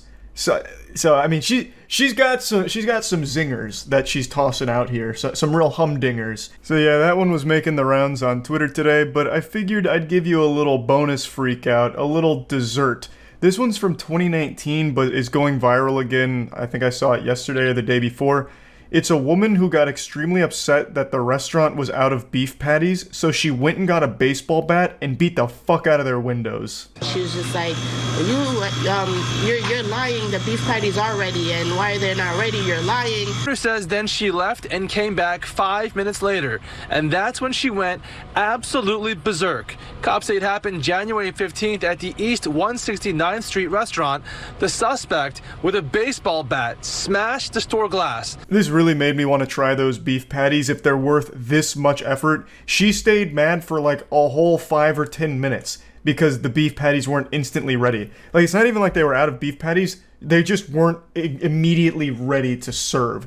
So they must be so delectable, so exquisite, that if they're not immediately in your mouth when you're thinking about them, it'll make you this upset. This almost worked like an ad campaign. Our patties slap so fucking hard, they're worth going to jail over. They said it cost like $2,000 to repair the glass, and it was a big hassle, obviously. But yeah, I just wanted to share a couple of fast food freakouts again because it's all over the place. It's happening all the time now. Granted, this second instance here was from a couple years back, but for some reason, all of these freakouts are being shared now like they're happening in real time, so I'm constantly exposed to it. And regardless, I still think it's a pretty dangerous job. You never know exactly what's going to be happening at a fast food spot, I suppose. But anyway, that's about it. See ya. A drunk driving lawyer was recently arrested after flipping her car, and the footage from the arrest has just been released by a YouTube channel called Police Watch, and I thought it'd be fun to go over it because goodness gracious, heavens to Betsy, it is an interesting one. This lady is truly horrible. Hello. Hello. Did you call? I don't know where the girl is that was driving. She's right there. Oh, Whose car okay. is this? That's my grandson's, and it was parked right here. Okay. He hasn't went anywhere all day. All right. And is everybody okay? Yeah, okay. everybody's all right. okay. I'll just have you guys hang out over there for now, okay? Now you're all brought up to speed with the lore here, the context of the situation. An intoxicated woman was driving her vehicle, hit a parked car, which caused her vehicle to flip and land on its side. This actually looks like something out of GTA when you ramp off of a parked tow truck, but you don't fully land the stunt. Hello. Hi. Looks like you might have crashed your car, huh? Oh my gosh. Hi. Yeah, I'm Rachel. Nice to meet Rachel? Eli, nice to meet you. What's going on? How'd this happen? I don't know. Almost immediately, this officer had me giggling because he's speaking to her like he's speaking to a puppy. Like, oh, hello there. Oh, well, what's going on? You got a toy? What's happening over here? And then we're introduced to our protagonist, Rachel. And when asked what happened, she goes for the tried and true method, a timeless classic, playing dumb. Geez. Oh, man. Boy, howdy. I don't know how this happened. What is the car doing on its side? That can't be right. What a confounding mystery we're faced with, eh, officer? You're not sure? Yeah. It's your car? This is my vehicle, Yeah. yes, obviously. Well, how did it end up on its side? Do you know?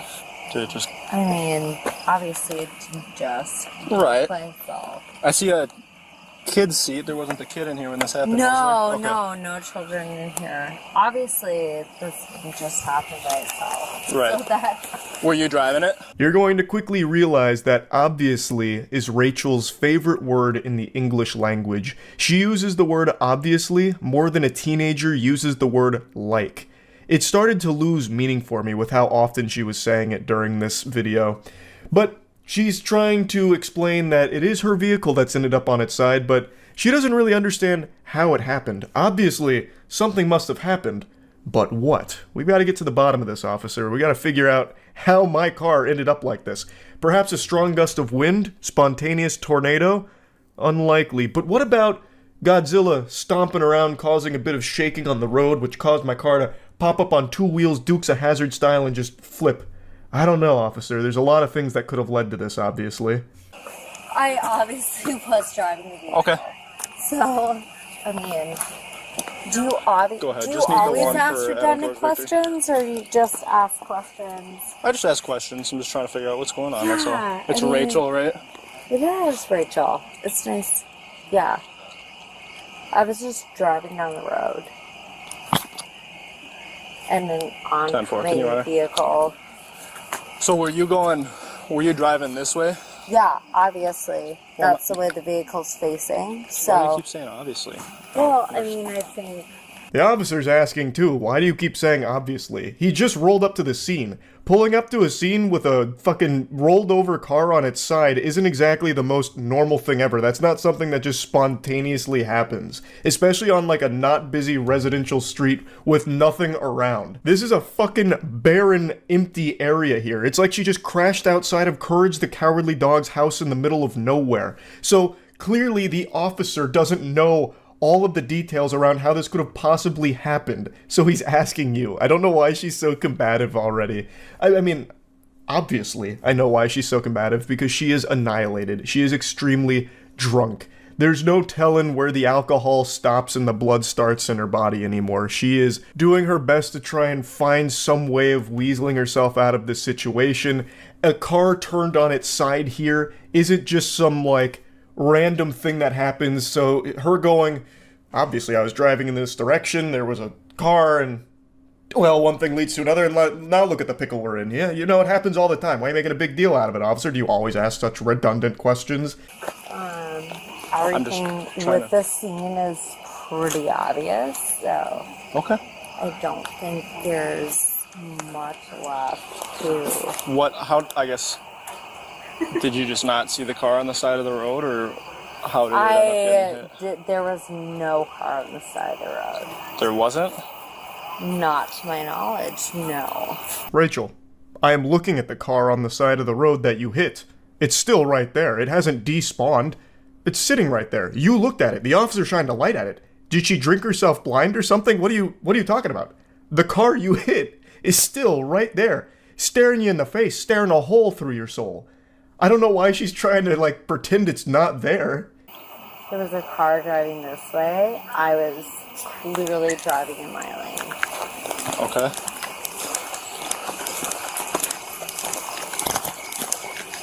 Go ahead.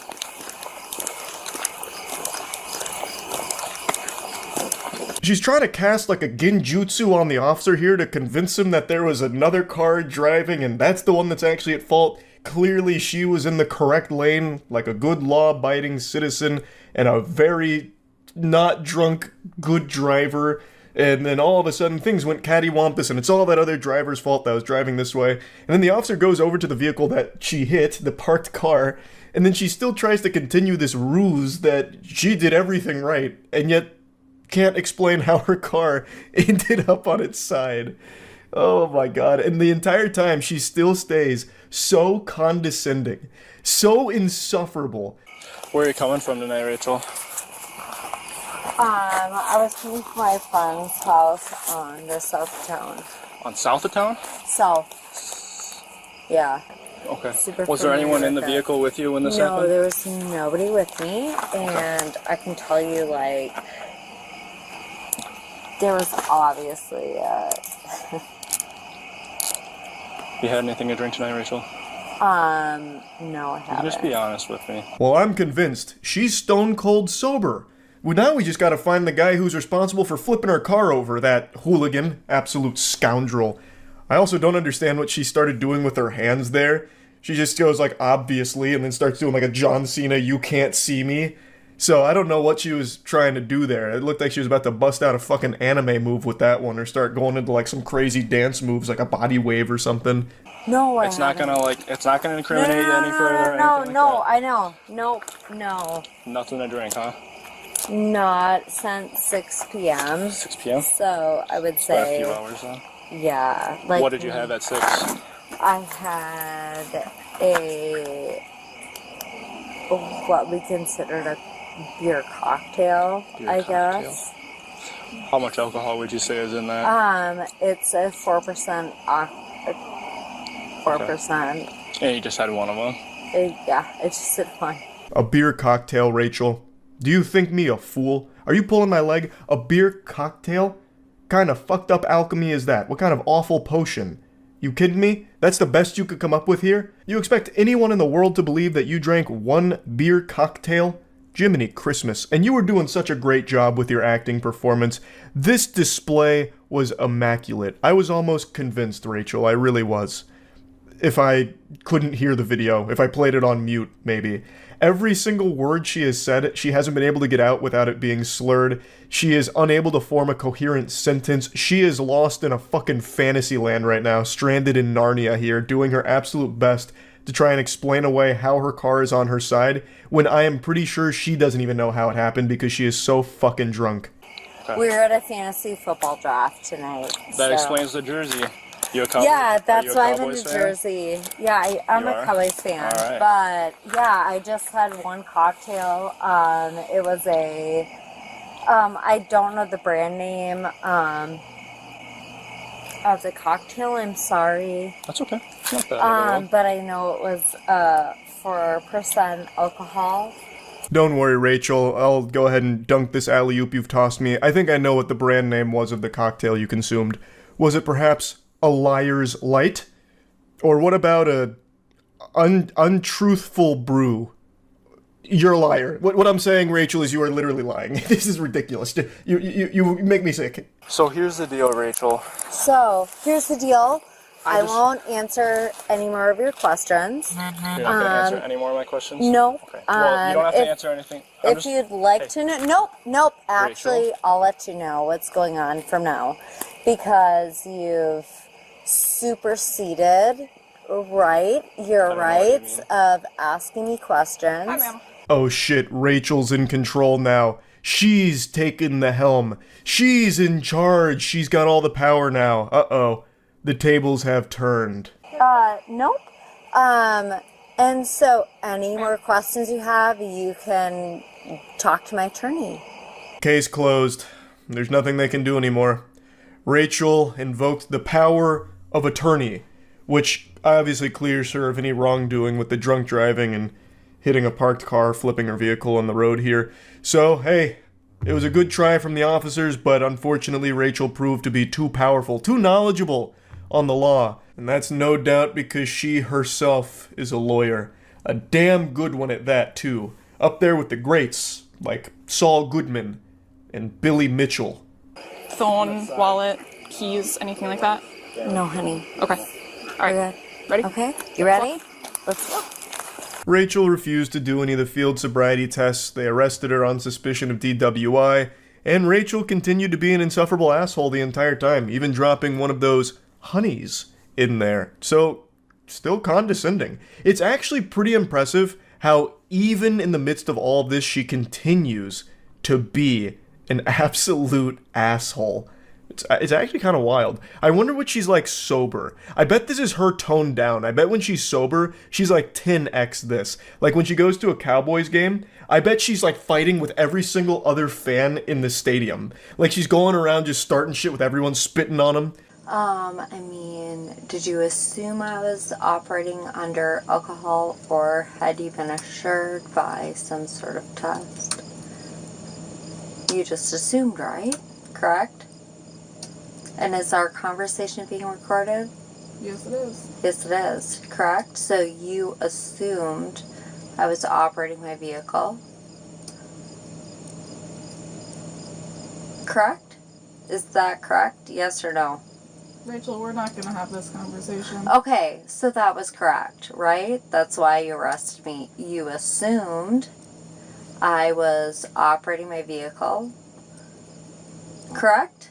She spends a considerable amount of time in the back of the police car trying to mega mind her way out of this situation, a fucking Jimmy Neutron brain blast. So she's trying to reverse this, like interrogate them.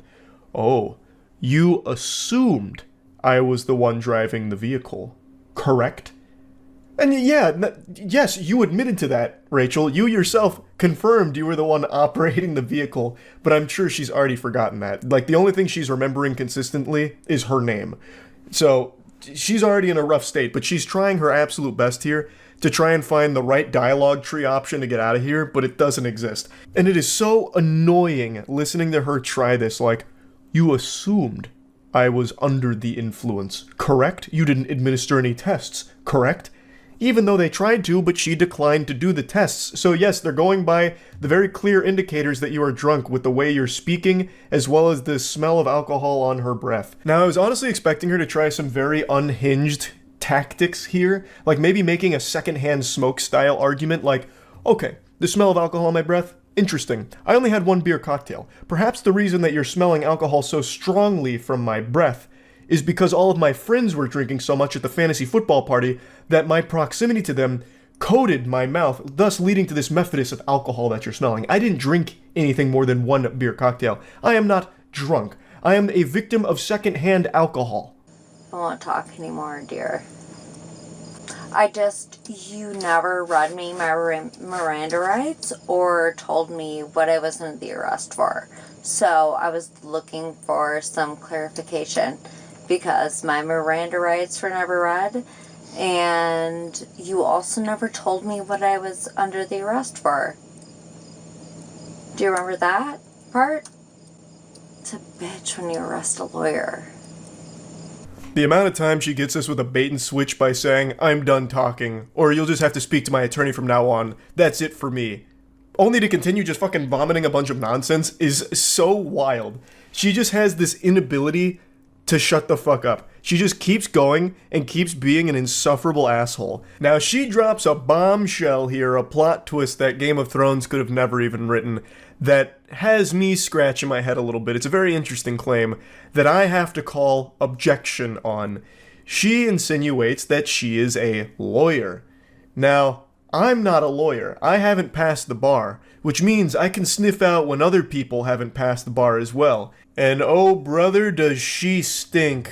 She reeks of lying and deception here. I don't think she's a lawyer at all. I think what likely is the case is that she read a single Twitter thread from some pseudo-intellectual that tried to lecture about, here's how you get out of any situation involving the authorities. And then she's taking it as though she's some kind of knowledgeable lawyer or something now because of it. Because she is wrong on everything. She's saying that they didn't tell her what she's being taken in for, even though they explicitly told her that it's going to be for the OWI. Like, they made it very clear. She just immediately forgot because she is fucking hammered. And then she's talking about the Miranda rights not being read to her. And now take this with a grain of salt, because like I mentioned, I am also not a lawyer. But from everything I've read, they don't need to read you your Miranda rights until it is like a complete formal investigation. It's just everything you say before those rights are read can't be used by them. We just kind of let you, like, walk into those things. But you didn't read me my Miranda rights, and you also didn't tell me what I was under arrest for. Do you remember that? And the best part was that was all on dash cam footage. I mean, it's okay. We all learn. The worst part is I'm not intoxicated, and I don't think there's anything else to say. She tries to give almost like a supervillain monologue here. You fell for my trap. I let you all walk into it. It was all designed from my master plan, my scheme. And you fell hook, line, and sinker for it. But you know the worst part? I'm not even intoxicated. As she's like falling in and out of consciousness, not even able to remember what has and hasn't been said or what's going on. She's probably forgotten that she flipped her car. But yeah, anyway, I'll go ahead and stop it here. Like I always say, I have no respect for anyone who drives drunk. Just like cereal deserves milk, I think drunk drivers deserve to be shamed. So, I'm just doing my due diligence here. Big L for Rachel, and that's really about it. Glad no one was hurt. That's it. See ya. Number 2. So, best airsoft fights and flip outs. He's a resub criminal in the bits vein.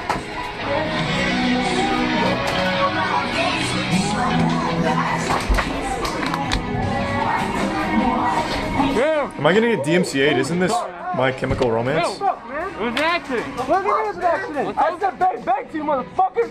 What's up? What's up? Fucked up. You want to Jesus Christ, alright. I'm sorry. How tall is this guy? Is he like 6'5" or something? Like, Jesus. Oh, let's go then. What the fuck? Where do you want to go? You get this nigga out, get this. Thanks, recent turn. You supposed to go fucking down, bro. You tell your shit apart. Yo, you know this in the game, right? Huh? You know this in the game, right? I know, but I'm right here. I said bang, bang. You didn't go down. I didn't know you were out. I said bang, I was out, dude.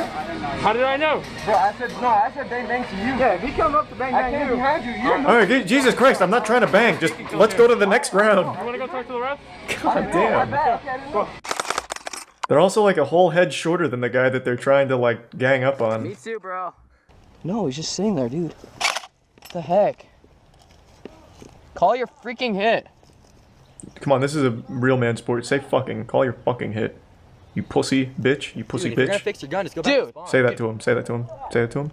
Not working. Just go back to spawn. Man, this guy came up here with a fucking stick. He's got the shotgun out. Yeah, because you weren't calling your hit, dude. Seriously? Like, what the hell? I was yelling at you. I was telling you. Yeah, that's why you go back to your spawn. You never said hit. That's why I kept shooting you. You can't just say stop shooting and say, oh, I'm hit, and you go back to your spawn. He's making a good point. Then you can fix it at your spawn, man. I'm sorry. I'm not trying to be mean. It's just, I'm hot. It's hot out. Just go back to your spawn, dude. The weather's bad. You're making me upset. Dude, Can you please leave? Yeah, you didn't call your hit. Hey, come on. The sun's about to go down. I gotta go home and do homework. Can you please leave? I'm 20 feet away. Just go back to your spawn, please. I heard you, but you didn't call your freaking hit. Yeah. Okay. Can you go back to your spawn? Yeah. It did. So you call your hit and you go back to your respawn. If you're not gonna go back to your respawn, I'm freaking shooting you again. Just go. Is he gonna? Wait, is he gonna pop him? Freaking maroon, like Jesus. Did you hear him call his hit? Did you just lay freaking back down? In the prime Nino. Oh frick! Hold on. Make sure he doesn't move up. Like what the heck? Go back to your spawn. Dude. Next to tier 1 Caesar salad. Your spawn's way back there. I went to my spawn. No, dude, I glanced back. I saw you. Just sit there. What is happening? Oh, what the heck? Dude, back off. Chill out. Go back to your spawn. What are you guys' problem? Go back to your spawn. What is your problem? What is this guy doing? He's like a glitched NPC. Just go home. Frick. What the heck? Oh my god, now look what you've done. Back? What the hell are you freaking doing? Piece of crap. Oh no. What the hell is your problem? Stop shooting at me. He broke my freaking sight, you piece of crap. No, you're right. Hey, he opened up as you were walking your fucking face. This is a stark contrast to the last one. You're the game. Hey. Touch me. Hey. Who is that? Hey, dude, chill. Is that Ben Stiller? Really identifying tattoo right there on your neck, dude. I don't give a you fuck. Sure you want to start you know where I'm swinging? from? I'm Sureño right here, motherfucker. Okay. You wanna fuck with me? Huh? You'll die in a second, bro. Hey, come on. Whoa. Calm down, guys. Yeah, you remember the tattoo? I'm not. Hey, I'm the one who pointed the gun at you because I was being funny. Fuck you. Hey. Why would you do that? Why would you say that? Actually, it was me that did it. I did. Neither am I. I'm 30 fucking years old. Good. Guys, I'm the field.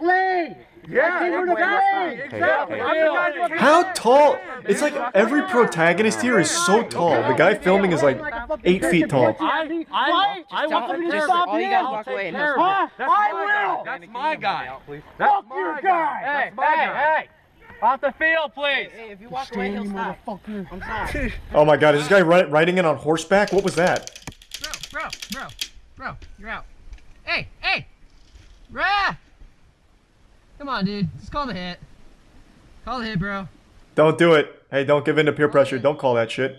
Dude, you need to start calling your hits. Seriously. Excuse me? Are you fucking kidding me right now? Oh boy. Oh god, now it's getting that. Oh! Yeah, fucking shoot me again. Hey, rah!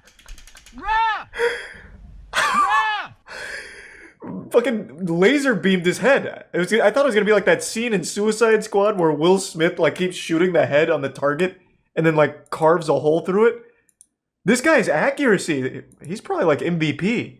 He was hitting the same spot on his head the whole time. Yeah, fucking shoot me again. Is he aimbotting? God damn. Are they like gonna shoot me or what the fuck's going on? I don't know, you guys want to fucking call your hits? Oof. Oh god, he's coming in hot. What is that, a lawnmower? I'll beat the fuck out of you. Don't touch me. I'll fuck you up. Bring it on. Let it finish. Let's go, you're running. Alright, now let's punish him for that. He got it on camera. Fucking go. What the fuck was that? Dude fucking ran up and fucking I haven't played Airsoft since I was a kid. Does it not, like, hurt anymore? I remember as a kid it felt like shit. These guys are tanking it. What? What are you talking about? What are you talking about? It's uncalled for. Yeah, he ran up and pushed my friend. What's going on? Full auto. That is a big boy. Calm down. After my guy was dead. Back up. Chill the fuck out, dog. Calm down. What is going on? My guy was dead. He full autoed him right in the back as you. Yeah, he pushed my friend. Get the fuck out of my face. Okay, this is Jesus Christ. It's like a fucking Polish slapping competition here. Everyone is so big. 30? Holy shit. Touch me. That's assault on a minor. Guess what? My dad's a lawyer. Go ahead. Touch Oh, me. he's got you backed against the corner now. Shut up. My dad will sue you. You shut up. I don't really care who's in the right or wrong. I'm just here to watch. I mean, I'm not on the side of evil or justice here. I just like to watch. Oh god, it's chaos! It's chaos! The streets are littered with blood! Dang, man, I've shot you so many times. Dude, you didn't even hit me. Gun doesn't count.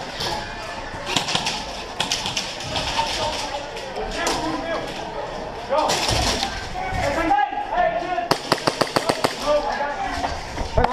Dude, you really want to get shut up? Hey. I just meleeed you. Wait, what? What do you mean you just meleeed you? I didn't see that. What? How did he melee? Do you shout melee? Oh, it's like LARPing? Okay. Okay, so like you say like slash. Tiger slash. Tornado spin. Kick.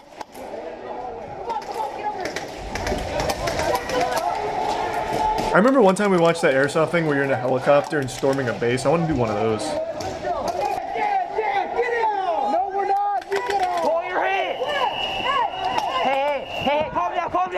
No, don't calm down. Beat some ass. Beat some fucking ass. I don't care if they're 12 years old. That means their bones will break easier. Let's go.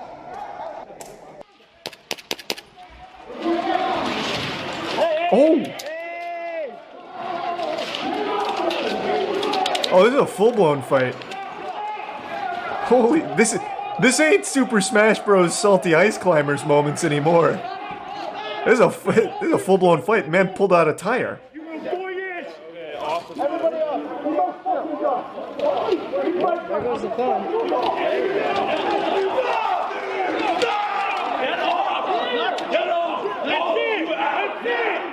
You're ruining Airsoft for everybody. You heathens. A lot of testosterone in here. We don't give a fuck anymore. This game is so... Dude, what the Dude, what the fuck? And then it makes like the... Oh! Full auto Airsoft sounds like a computer blue screening. What the fuck, bro? Drop it! What the fuck are you guys doing? What the fuck, bro? Let go of my gun! No, you're shooting Let go of my gun! Oh, no one's safe. Oh god, the floodgates are open. Just put the gun down. Oh, right in his butthole, come on. He shits from there. Have mercy. Get off me! Don't fucking touch my gun again! He shot me first! Hey! Is there no, like, authority here? Where's the sheriff? Yes, bitch! That's what I'm doing! It is out! Like, oh my god! Don't goddamn come back! Don't goddamn come back! Yes, sir! Now you're banned from Airsoft. Was it worth it? He was the one who shot me first! He's gotta go, too. Yeah, but you're 13. Hey, guys, So now you're getting the rap. what we need right now. Let go of me! Get the fuck off my field. He's the one who shot me first, you fucking fat retard! Yeah. Oh. Get the fuck off my field! Give me your goddamn gun. Get off! No! You fucking do that shit again? Is that Slade from the Teen Titans? Is that a cameo? You fucking do that shit again, and you're going to goddamn juvie, you fucking kid. He's the one who shot me first, and you guys are Yeah, well, you just fucking shot me! Yeah, I know! Thanks for telling me, I'm so surprised! Put your fucking I shot... Why would the kid upload this? Get the fuck off! Unless the court made him. This is so embarrassing. Again. Put your barrel sock I don't have a fucking barrel sock. Then why are you fucking here playing? There, whoop-de-doo, now get off! No! Whoop-de-doo. Oh my god! People still say that? Guys, it's okay. Now, I will walk you out. You're not controlling a gun in my facility. Get the fuck off! No. Stop disrespecting the Power Rangers. Just get off the field. Fuck off. Because I'm responsible for the safety of everybody here. No, you're not. This is my property. Yes, and I'm walking out with you. Get the fuck off. Come Laser on. Prime Ultra Spark. You are leaving. Get off. Yeah, so Airsoft Rage kind of goes hard. You weren't wrong. That shit got a little intense. We got a little wacky in there. Are you rushing all the way around? It is more Airsoft. Alright. What the fuck was that? What are you doing? What the heck? Jesus Christ. Yeah, they fucking murdered him. What are you doing? Dude, what the heck? What? Yeah, dude, what the heck? Why are you saying what? Did you spill all of that guy? Yeah. He burned my patch. He burned your patch? What does that mean? He's a little kid, bro. No! Back up! Little kid. Hey, you need to call the cops or something, dude. Want me to walk off? Yeah, get off. I need to talk to you. What the fuck just happened? What does that mean? Sounds like an adult. He absolutely is an adult. No doubt. What always blows me away is this guy is the only one who was filming here, it seems. I don't see any other, like, GoPros. So he's the only one that could have this footage. He could have just not posted it, but he did anyway. Like, it blows my mind. So what is the story here? There you go. So he had a shitty Airsoft team, and the kid burned his patch on a grill. So one of the team members found this video, and I think... Well, real quick before I continue, what is the age range for Airsoft teams? Why is there a 12-year-old boy on a team with the adults? Shouldn't there be, like, age divisions? Right? You would think? Yeah, goddamn. That I have to imagine is an actual, like, crime. Doesn't hurt that much. Bro, that's a kid. And he full autos him with whatever expensive tactical airsoft gun that is. It's gonna hurt like a bitch. It has to be like some kind of assault or something. So what's the rest of the story here? Surely there's more to it than that. Now I'm super interested here. Is this accurate? For the people who are watching this years later, the patches were made by his grandma who passed away, and plus the leader of the clan spent almost $1,000 buying the kid equipment and ammo, so basically he burned the patch made by his dead grandma and basically stole $100 worth of stuff from him. So that's like the actual lore, or is that just from the comments? Okay, so they're both assholes. It seems like most of the kids in these Airsoft videos are real, like, big douchebags. That's 2 in a row then, if that's true. That does kind of sound made up, though. Like, the patches were made by his dead grandma? I don't know if that's... Like, you see that kind of shit, like, on Reddit when someone's backpedaling. Like, the only reason I got mad is because my grandmother actually made my Reddit account name, so when I was insulted for it, I just lost my cool. So I don't know if I necessarily believe that. There's a particular clown I've made a couple videos on over the years because he can't help but embarrass himself sometimes. And in the crypto community, he's looked at in the same way a fart is, where it's something that just makes you laugh because it's a little silly and a little stinky. His name is BitBoy Crypto. I'm not here to just give you a recap and go over his resume. There's plenty of content that goes over all of the shady things he's done over the years. Instead, I want to focus on the modern day, present day, 2023 AD, where once again BitBoy Crypto couldn't help but make a fool of himself. He just broadcast an unhinged live stream here on YouTube that frightened more people than the original run of the Blair Witch Project. He was streaming himself outside of an individual's house that he was having beef with and accused him of stealing his Lamborghini. So he was there to confront him directly and had a weapon in his car as well. So the whole situation was dangerous. The things he was saying was alarming, and eventually officers do arrive there, but then there's another plot twist that's revealed at the end that nobody, not even God himself, would have seen coming. This whole stream played out like a mission in Grand Theft Auto 5. So I'm going to show you some clips from it. For the first clip here, I'm not going to show you any of the video footage because he just reveals where this guy lives. So I don't want to show any of that, but I want you to hear the audio because I think it's important. Carlos has my Lamborghini right here in his garage. So today, guys, I'm going to be live streaming, and I'm going to be telling the entire story.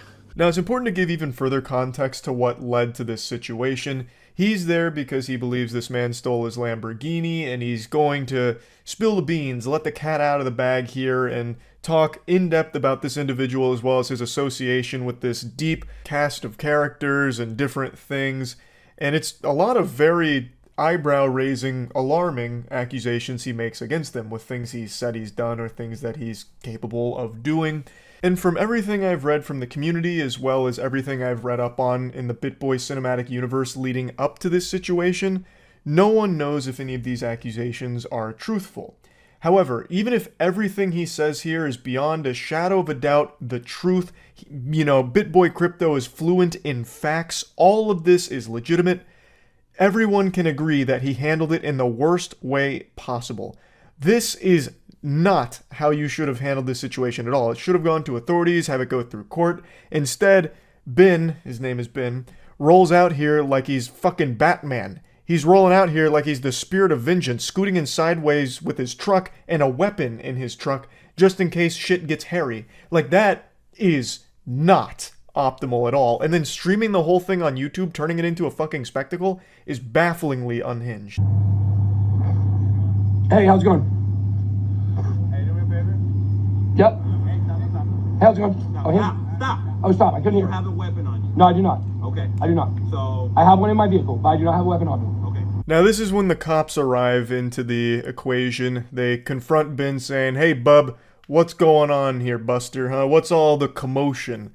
And this is when a very intriguing narrative starts to unwind. Okay. Do me a favor. Take out your whatever.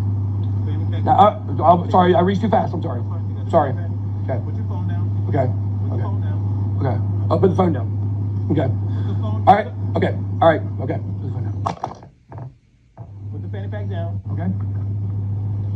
Him putting that phone down was harder than getting a child to eat their vegetables. He did not want to put that phone down because for him, it seems like he's fully content-brained, and all of this is great for the stream. So he really didn't want to put that phone down, but eventually he plays ball, but he makes sure to put it down in a way that it still captures him and all of the glory that's happening here. Which is so fucking weird why he wouldn't just turn the stream off here. He is proudly filming his most embarrassing moment in this dimension.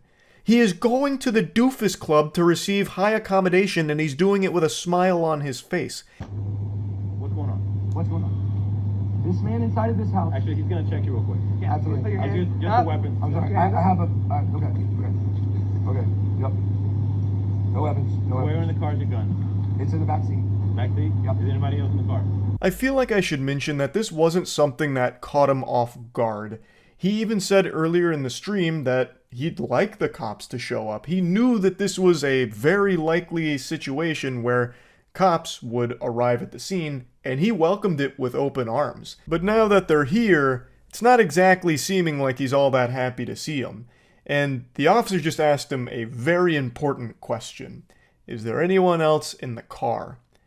And boy howdy, you're not ready for what comes next. I don't care how much you've studied the periodic table, you are not prepared for this element of surprise. Yes, who's in the car?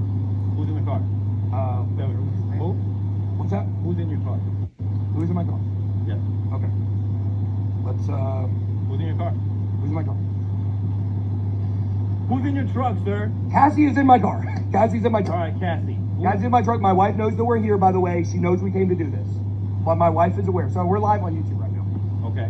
We got about 2,500 people watching. So Cassie's a girl I had an affair with. She's involved in this situation with me and this guy here. My jaw was on the floor. I actually felt like I was watching some kind of early 2000s, like Young and the Restless, some kind of soap opera. Like, you couldn't have scripted that any more dramatic. Like, he starts taking those pauses, like, who's in my car?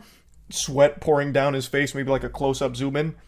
Well, let's, who's, in my car? That car. Yeah, who's in my... And then eventually, he finally spits it out. Fucking Spitboy Crypto here finally lets the officer know who's in the vehicle after he asked the question. The officer had to pull teeth to get there, but he finally states that the woman in the car is the woman he's cheating on his wife with. And then immediately, like, he knows Stream is watching because he made sure of it. He, for some reason, didn't anticipate that the officers would look at his car and realize there's another human being there. So I guess it just never even registered in his smooth brain that the officers were going to find out that the woman he's having an affair with is at the scene. Unless she activated some kind of active camouflage out of Halo or some shit, some kind of forbidden, you know, ninjutsu to disguise herself, like they were going to find her. And for some reason, he kept the stream on, even knowing that was going to happen. So he immediately starts talking to Stream, and not even the officers really, like, but my wife knows that Cassie and I are here. I had an affair with Cassie, but my wife knows we're here. You know, we had actually just come from my daughter's tennis match. She knows we're over here doing this. You know, it's not exactly scummy or slimy because my wife knows that the woman I'm cheating on her with is here with me at the scene with this guy that I'm having this problem with. In the situation with me and this guy here, my wife knows. We were just at my daughter's tennis match. Cassie and I have came over here because this man is extorting me. He's death threatening me. He stole my Lamborghini. My Lamborghini is in his garage right now. The officer just did the kindest thing anyone's ever done for BitBoy Crypto in his whole life. He turned the show off. He takes his phone, turns it face down, so that people can no longer see all the action and all of that.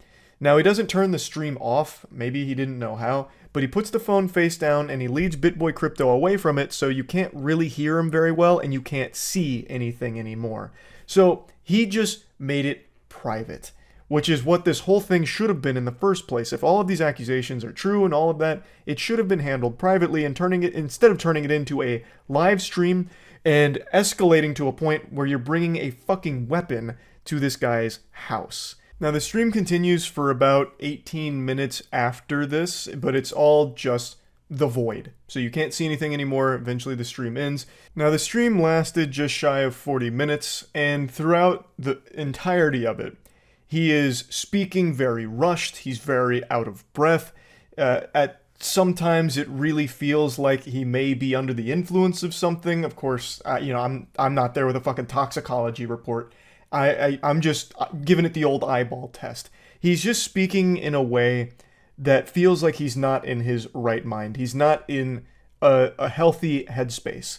And most of the community is attributing a lot of this to the really rough month BitBoy Crypto has had. I mentioned that I was reading up on the BitBoy Crypto cinematic universe. Well, that's a novel longer than Homer's Odyssey. It has so much that has happened in Ben's life over the last month that it has been an incredibly long read on getting caught up with the lore. But basically, he's had his whole life turned on its ass. It's in a position now where he feels he has been the victim of a scam, which a lot of people in the community felt was incredibly ironic and actually a gut-bustingly great joke, because for a long time BitBoy Crypto has actually had a reputation for being looked at as a scammer himself in the eyes of some people, with many feeling as though they've been victims of scams that he has run, allegedly. So when that information came out, the floodgates really started to open. A lot happened with his company, and he eventually was saying like he didn't even have $20 to fill up his tank of gas, and then was like asking the community for donations. It was a mess. But a lot of that has been going on over the last month, and then it led up to this. So there is speculation that perhaps this is his breaking point. This is him having a meltdown, a breakdown that he is streaming now. And I think that's probably accurate. This whole situation here doesn't exactly come from a thought process that's thinking rationally. Now, Ben did get arrested at the scene, but you can't put Big Ben in the pen for long. He spent about 8 hours in the slammer, according to his tweet this morning. He was charged with loitering, I guess, and he immediately took to Twitter to let the world know, you don't tussle with the muscle. According to BitBoy Crypto, he's been on steroids, and if that's the case, if that's true, I don't know where his muscles are. He must have minted those on the blockchain. Seems kind of a waste to be on steroids without actually working out. I also watched an interview where someone who has worked closely with Ben has accused him of suffering from roid rage, and I've seen a few people start to say that that's what this stream was, the product of a roid rage incident. I don't think that's the case, and I don't know how true the claim is that he has roid rage blow-ups from time to time, but I thought it was at least worth mentioning as, you know, a maybe that had something to do with this, but personally, I don't think it did. He also did make a lot of other tweets this morning. One of them really just makes it feel like we're stuck in a fucking reality TV show with him now, where he's talking about Cassie, the woman that he's cheating on his wife with. He comes out screaming that he's not getting rid of Cassie, saying that his friends and family have lied, manipulated him, they want to break them up, but he's never getting rid of her, never. And then says, me, my wife, and Cassie are trying to figure this out. We're all grown adults capable of making our own decisions, and we don't need any of you to help us with that decision. So please butt out of my personal life as it relates to my relationships. He's right, it is a personal relationship, and it should be a private matter, but with BitBoy Crypto, there's no such thing as privacy. That word, doesn't exist. He, for a long time, has shared so much about himself and his life online, publicly, for a long time. So, obviously, people know a lot about his situation because he kind of shares a lot of it. He may be a goofball, but he is correct about something here, that they are all adults and they can make their own decisions. That is true. But if I may chime in with a little unsolicited advice to his wife, don't stay with a man who's going to cheat on you. Why be faithful to a man who's not going to be faithful to you? If this was a polyamorous relationship and it was agreed upon in this marriage where they could see other people, that'd be one thing, that'd be fine, you'd be on the same page. But from everything that's been put out there, it was not a poly relationship. This was an extracurricular activity happening outside of the marriage. So if you want to try and work through it together, that's your right, that's totally fine, that's what you want to do. But just know, he has very much drawn a line in the sand. No matter what happens, come hell or high water, Cassie will be there. So basically you're now making a decision moving forward on whether you want to stay with BitBoy Crypto and also marry his mistress, because he's made it clear, she's not going anywhere. She's tagging along forever in this WWE match we call life. So again, they're adults, they can make their own decision what they want to do with this. This is a private matter that for some reason BitBoy just keeps taking publicly. But anyway, just a wildly dangerous and bafflingly unhinged situation here with this stream, and that's really about it. Just wanted to give you the update on the BitBoy crypto saga here. That's it. See ya. Fasten your seatbelts. It's time for a good old-fashioned, red-blooded American patriotic public freakout. This one takes place on a golf course. We got a Karen on the golf course right now. You'll leave after I don't give you a goddamn thing. I'm gonna take your clubs. He seems like a character from Mad Men. Like, he is smoldering right now. That is mean mugging. And then he holds up the golf ball like he's about to do a magic trick with it to make it disappear. So, from what I understand here about this situation is, this group was golfing, and this gentleman, which I can't say that word because he is not a gentleman at all. He's not conducting himself in an appropriate manner for the golf course, which is a holy sanctuary of good manners and some light day drinking. He has picked up their ball and refuses to give it back. I don't really know why. Maybe he's out of balls and he resorted to just scavenging for one, maybe. But he has their ball. They're confronting him saying like, hey, give that back. And he's saying, nope. There's just already so much information here to digest and marinate on. Now, one of the members of this party that had their golf ball stolen by the gluttonous golfer threatens to take his golf clubs in return, which I imagine they were just saying out of, jest and making fun of him. But you have to be cautious because clearly this man is resorting to caveman brain. He's going primal right now. He's not processing information rationally. So he might take that as a declaration of war, like a legitimate threat. If you're talking about taking someone's golf clubs, you're basically threatening to take their firstborn child to some of these golfers out here. So you just gotta be wary of the headspace the guy's in right now. Where you're fucking Then leave. I'm not getting a fight at a golf course. Then leave. I'm gonna stand here and you can complain. Goodbye. I'm not complaining. You're the one bitching. No, you're the one that approached me and I asked you to no longer speak. You took her ball! Please don't speak to me. We're coming over. I'll be honest here, I can't help but appreciate his power stance. The way that he holds himself is actually pretty impressive. It's a legitimate NPC stance. He's got this spiritual pressure that I can taste through the video.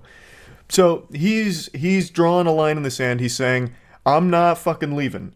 You can sit here and complain, but I've got your ball and I'm not giving it back. So the Grinch has come out here and stolen Christmas, and he did it all while wearing Steve from Blue's Clues shirt. I love that he's got the green striped shirt on because since I grew up with Blue's Clues, I see a shirt like that and I immediately associate it with like a really nice person, and this guy is wiping his ass with that whole fucking idea. Because this guy is not nice at all. In fact, you know what? I'll say he's a bit of a jerk. Pardon my French. You took her ball! Bro, you took her ball. Dude, I'm not gonna fight you over a If you need money for her golf balls... Walter, because I'll plant you, bitch boy. Now get the fuck off the cart. Walter. Walter? Oh, here we go. You see that? Oh. That's what you spin to heaven, bitch, and you wanna test God, you fucking come get it, shit stack. I'm a little disappointed he didn't rip the shirt off Hulk Hogan style. The fact that he quickly takes it off like it's about to get sensual took away from the impact of the peak male physique reveal. Now shit's starting to pop off. It's about to look like 6th Street in Austin, Texas after the bars closed down. That's a really specific reference, but I think a lot of you understand what I'm talking about. There's this street in Texas with a ton of bars, and every single time the bars close, all the fights just start breaking out outside on that street all the time. Most of the street fights you see on the internet actually come from that area. That's like the genesis of fighting. Like, that's where fighting was invented, really. But anyway, let's dial back the clock a little bit. He said something very interesting that caught everyone off guard when he said Walter, and that he would plant him bitch boy. So all at once, the crowd says, Walter? Walter? Walter? Walter? Like, no one knows where that came from, so I believe what happened here is for a brief moment, this dude traveled to a different dimension, and he was fighting a ghost named Walter. No one seems to know where that came from, but that was finally the last straw there, when he takes his shirt off. Walter was there, and he was ready to fuck him up. Oh. You think I'm mentally ill? I know you're Been to heaven. Leave me alone. So that's the second time he mentioned heaven. So the first time when the shirt comes off, he makes this statement about, You know, this is the body that went to heaven, so if you want to challenge God, then come get it, shit stack. I don't exactly know what a shit stack is. I guess if I was to put the context clues together and use the very obvious, it would be like a piece of poop on a piece of poop on a piece of poop, like a whole fucking tower of it. But who does that? I've never seen a shit stack per se. But what's the most interesting part here is that he keeps mentioning heaven. And I don't exactly know what that's about, but it is pretty intimidating. That gives some psychopath energy. It reminds me of Hey Arnold with the don't hit me, I'll hit me. Like the whole thing being act as crazy as possible to stop a fight from happening. Maybe that was the tactic here, so that way he could have them leave on their own accord and he gets to keep their ball. He gets the treasure. Like, you know, maybe it's possible. But yeah, either way, I just found this to be really interesting because it goes 0 to 100 so quick. Because for some reason he inexplicably takes their ball and refuses to give it back. And it turned into this big song and dance. It just feels like so many people are on edge all the time and are willing to die for things that are super small. It just, I don't know, it's just a wild phenomenon that I'm noticing being very common these days.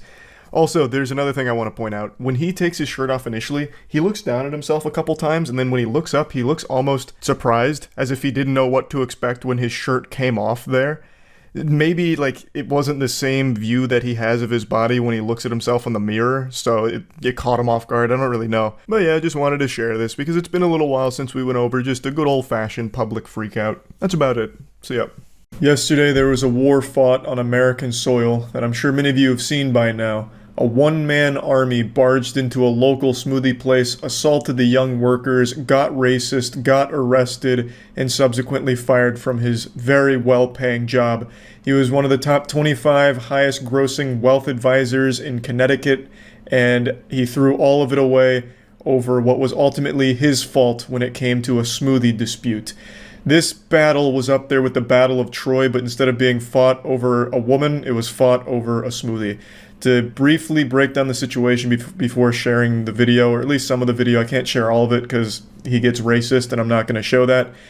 So just to briefly sum up the lore here, there was a father who had ordered a smoothie from this smoothie place earlier in the day. He mentioned he didn't want any peanut butter in it, so when he got the smoothie, he brought it to his son who has a peanut allergy, and his son had an allergic reaction to the smoothie and ended up in the hospital.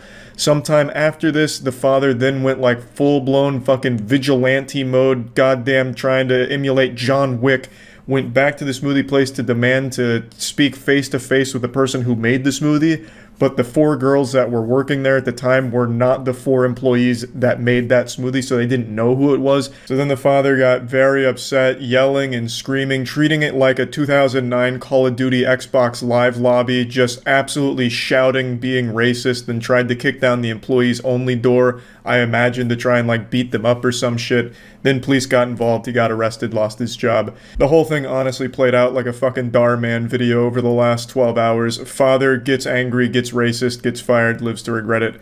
Now, I want to make it clear, I think the father is totally in the right to be mad about the situation, but nothing justifies racism and like trying to assault people that didn't even have anything to do with the situation in the first place or any of that shit.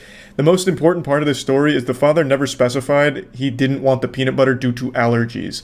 He never specified that it was due to, allergies to peanuts that he wanted the peanut butter excluded. So the workers may have made a mistake of blending it in a blender that had already had a peanut butter smoothie in it at some point. But nothing excuses how the father handled the situation at all. It's terrible what happened to his son, and what the father should have done is handle this legally, professionally. The dude's a fucking wealth advisor, at a very reputable place. He shouldn't be some kind of troglodyte homunculus who thinks the only solution here is to goofily march into the smoothie place, fee-fi-fo-fumming, ready to fight some high school girls. It's absolutely outrageous the way he handled it, and there's no excuse for it. Now, from what I understand, most restaurants do have a policy when someone asks for anything regarding nuts, like leave off, the peanut butter or whatever. The assumption is supposed to be made that it is due to allergies, which is why they have like a special blender at smoothie places from what I was reading. So yes, the smoothie place is at fault, which is why the father should have handled this legally, not as some kind of, agent of chaos or whatever. Let me go ahead and show you the video now. Please don't yell at us. Yeah. Don't videotape me. You have no room to yell at us. I want to speak to the fucking person who made this drink. Is that you? No, Well, we don't know who made it, You so. don't know who made it? There's 4 of us here, so we obviously don't know. Fucking stupid, fucking ignorant high school kids. Okay, bye. I want to speak to the fucking Bye. man. Okay, you can call corporate whenever you want. Goodbye. John, stop. You're on camera. Fuck You're on out of camera. here, You're on you camera. fucking bitch. No, I don't care. Give it to me right now. What?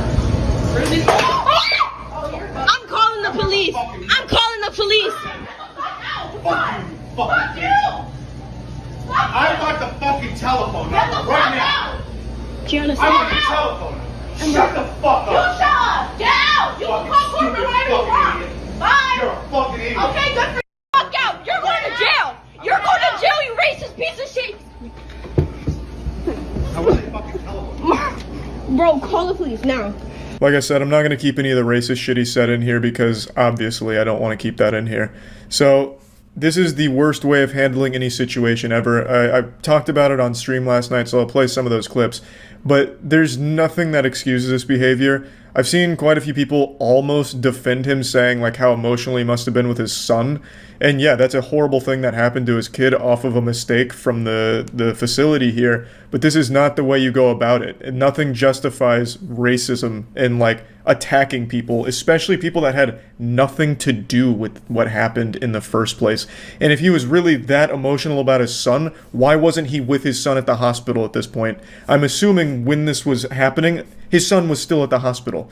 This probably wasn't like 18 hours later, or, you know, the next day or anything. So he sent his son to the hospital and then immediately came over here like it was some kind of revenge movie or something. It's disgusting. I don't think they like maliciously put peanut butter in his smoothie after he asked not to. It was probably just using a cross-contaminated blender that had peanut butter in it. Just sue. Exactly. He could have handled this legally or anything other than whatever the fuck he thought he was doing here, like Liam Neeson. Fair, but if I was a dad, I'd get just as angry, just without the racism. He absolutely had a right to be angry. I don't think anyone disputes that.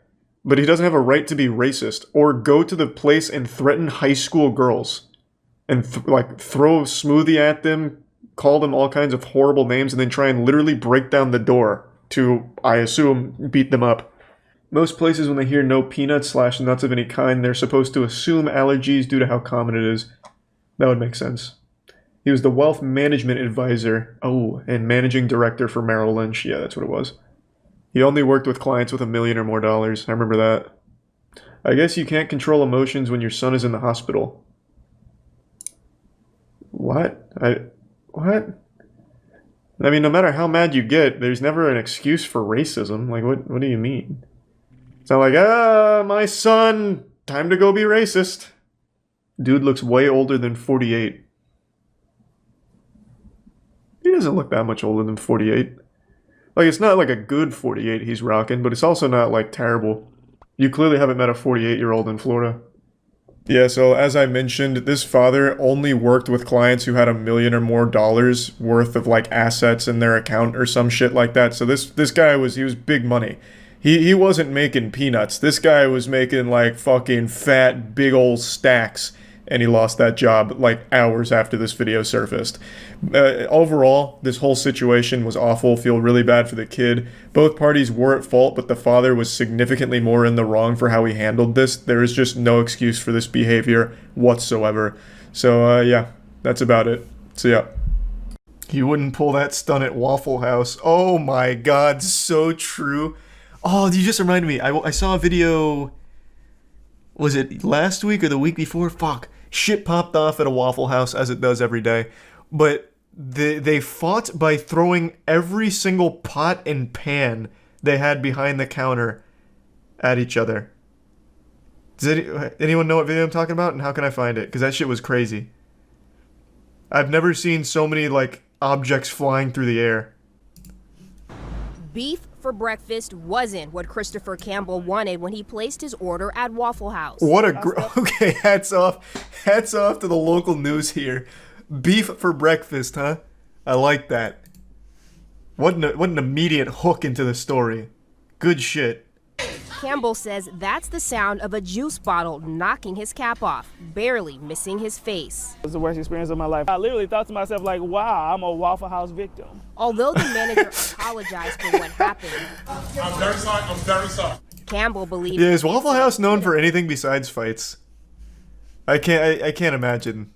That's like all anyone ever goes to Waffle House for is fights and then maybe like a waffle. Where the fuck is that video though? They had like 1,000 things flying through the air. I'm talking pots, pans, salt shakers. How can I find that video? It wasn't that long ago. Not this one, but there is a lot being thrown here.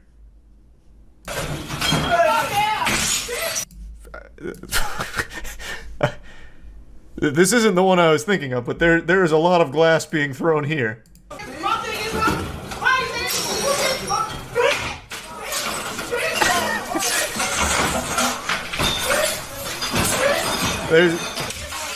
I feel bad for the rest of the customers. There's gonna be no salt left.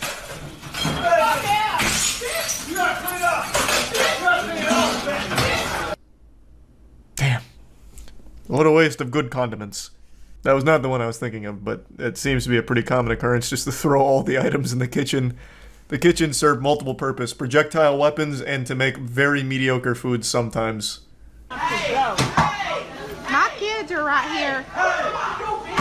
Well, you better arm them with a pan before it's too late. Oh wait, this actually might be it. Subscribe. Oh, this is the one. This is the one. This is the one. Like, it actually just... Bro, it fucking sounds like Looney Tunes stock sound effects. Like, it's just like perfect breaking, perfect, like, dinks and dongs when pots get hit and thrown. It's so good.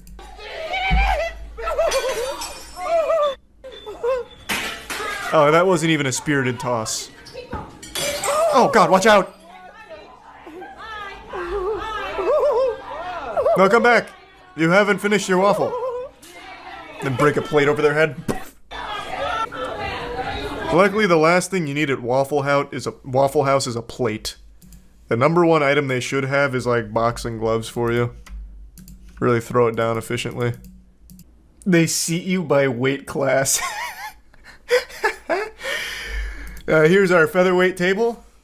You can fight anyone in this section. But if you cross over here, you're getting 5 plates thrown at you. Yeah, I've been to Waffle House probably only like maybe like 8 times in my life. I haven't seen any crazy shit. I've heard arguments, but I had never seen like actual crazy shit, and I think it's the time, because the only times I've ever been to Waffle House, even when I was younger, it was late as fuck. Because they're always open somehow. I'm pretty sure they stay open during hurricanes, if I remember correctly. They have a corporate philosophy that if there's a hurricane or a storm, they try and get their stores open. It doesn't matter if they don't have power. It doesn't matter if you don't have gas. Yeah, that sounds like Waffle House. Yeah, if Waffle House is closed, something has gone awry. Something has gone wrong. Come hell or high water, Waffle House will be open somehow. Cooking waffles on pure hope. Yeah, they just rub the waffles between their hands really quick and hope to like get enough friction to heat it up somewhat. It amazes me how this is legal. I think Waffle Houses are just like a government-sanctioned fight club. Like, I don't even think they're formally recognized as a restaurant chain. It's just kind of like the Octagon, but in a more official capacity. Like, instead of the Thunderdome, we have Waffle House. Because if you go to a Waffle House, it's almost set up for a fight. It's like, it's an ingenious design, honestly, that's super conducive to like a full-blown brawl. Because the kitchen is right in front of you, but it's also sectioned off. So you come in immediately looking at the kitchen, so you have all of your weapons right in front of you that you can immediately start scoping out in case things get a little hectic. And then you have nice hallway right in the entrance, and then 2 side wings for like a brief respite, so you can go to like one of your corners, get some water, maybe get a waffle in between rounds, and then come back to the middle and throw down again. They're the PvP enabled zone. Yeah, pretty much. Look up Waffle House Index. What's that? Is that a video or like a philosophy? There's an actual metric scale called the Waffle House Index that is used for when there's a storm. Green means there's power, Yellow means they have to use a generator, and red means the restaurant.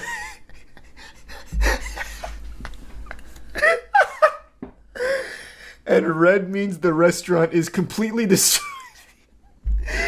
And red means the restaurant is completely destroyed and cannot be opened.